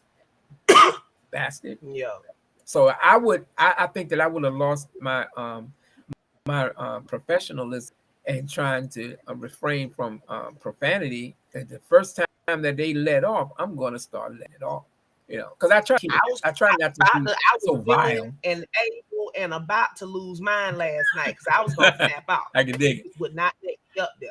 They must have felt to go that route. And I try to keep it up there so I give them no excuses to say, try to sidetrack the conversation. Angry. But at this point, the way they started piling on Tariq, I couldn't take it after a while.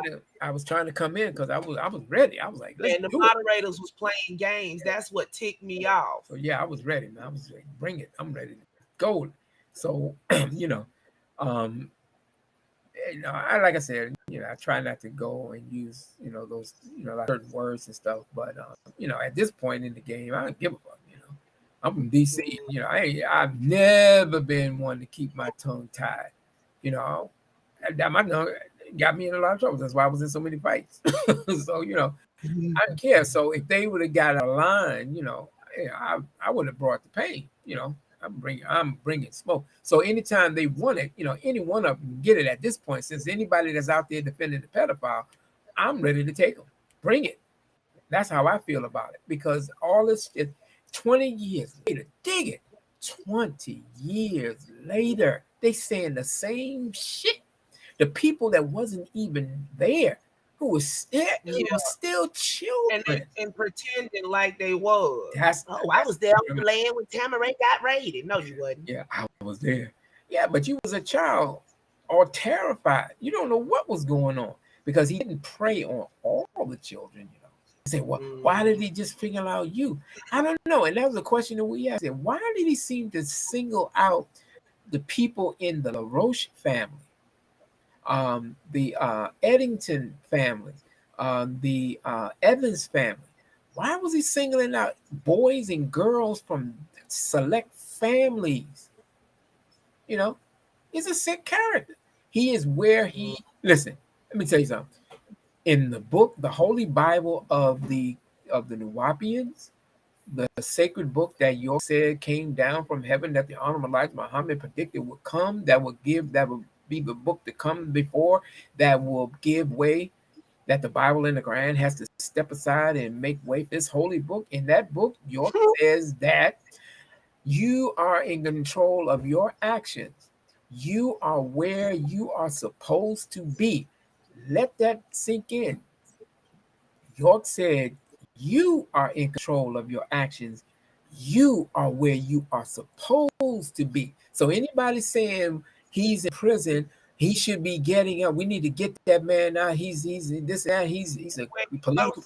He said you are where you're supposed to be. Now don't tell me the Holy Tablet is not right exact now, because the man said you are where you're supposed to be. And also, since they like to say that he wrote all of these new books that came out, in the book The Apatarak, York says that he allowed himself to be arrested just so he could see who his true followers are. And that means all that money that they asked from the followers, all the legal funds that was raised in order to try to get the best attorneys, to get him transferred to a medical facility, to get him out, and all this paperwork to get set up to say that he's a Liberian diplomat and that he's born from God. All of that, when he said, I allowed myself to be incarcerated. Wait a minute, did the plan backfire? That's something I would have brought out. I would say, I would have asked him, let me ask you something. I would have went to it, read it, and said, well, if he's saying that he allowed himself to be taken, did it backfire? Well, wait a minute. I would also say, just like they talk about Nature Boy ain't in jail, he meditating. That's the strangest meditation I've never seen. I would say, listen, your claim to be from the planet Risk, right? In the Man from Planet Risk book, where he gives a complete synopsis and complete breakdown of who the Riskians are and or were and what they do, what they're made of, and all the stuff that you need to know. I'm about to get off. And what they're about to what they are about. He said that they cured the illness of death. They lived to be 100, I forget, 1,000 years old. They live to be 1,000 years old. So he being a Riskian, please tell me why are they so worried about someone who's serving 134 years, 35 years? Because he's going to be around when all of us are long gone. He's going to get out because, remember, they live to be 1,000 years old. So as a Riskian, 134 years, hell, he's up there chilling. He's out there relaxing with some of the past notables, all the terrorists, some Latin kings. He was up there with not Gregory Scarpa. He was up there with Gas Pipe Casso. He was up there with who's who of killers, but that was only because he had threatened the life and family of guards when he was at the Leavenworth facility, the Federal Correctional Institute in Leavenworth, where he was initially set to carry out his 130 his life sentence. It was initially to Leavenworth, but because he was overheard threatening guards, they felt that with his support with the cult, he would be better secure in the maximum secure environment, which would be Colorado Supermax. So hey, in every case, York has always projected himself as being the greatest of this, the best of that, the ultimate of this, the ultimate of that. So well, he went to the ultimate maximum of the maximums. He went to the Supermax because he wanted to be Superman. Well, Superman is in Supermax. I fixed the ones I could, and they processing, but that's gonna take like all night over into the morning. Well, do what you need to do. I gotta now go and eat and cook because I've been up all night, and then I had to work all day, and I'm losing my voice, and I gotta eat, and I gotta go to work tonight, and I need to go to sleep. Plus, I have family here, and I gotta spend some time. Problemo. But I tell you, I gave you my word that I wanted to do this with you, and so I just wanted to give you some contribution to this issue. And if you can get any of them over here, by all means, I'll be more than happy. That's how we do it. If you like make me mod over there, I can post this room, and they ain't got no choice but to come. Okay, do it. If they wanna, that's what I said next time. So just let me know when, and we'll set it up. Bet. Okay, so I gotta go, and I appreciate everyone because I can't see the chat right now. Wait a second. Yeah. Any questions? Real fast.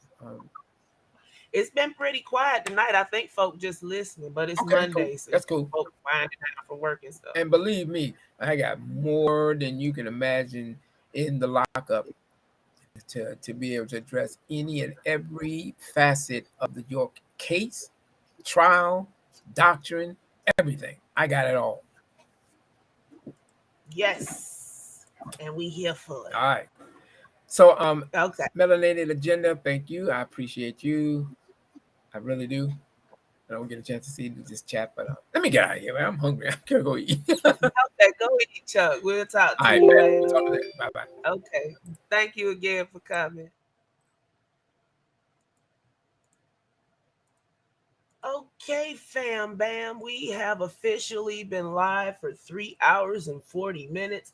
It's 1 o'clock in the morning, and I ain't sleep that long, my daggone self. So we're gonna end it here for the night. Little Nuwapians, if y'all come by, please don't spam my comments because y'all ain't doing nothing but making me do more of this. So yeah, that's it for tonight, family. This is TripCTreehouse, where it's always swanging, and we're out.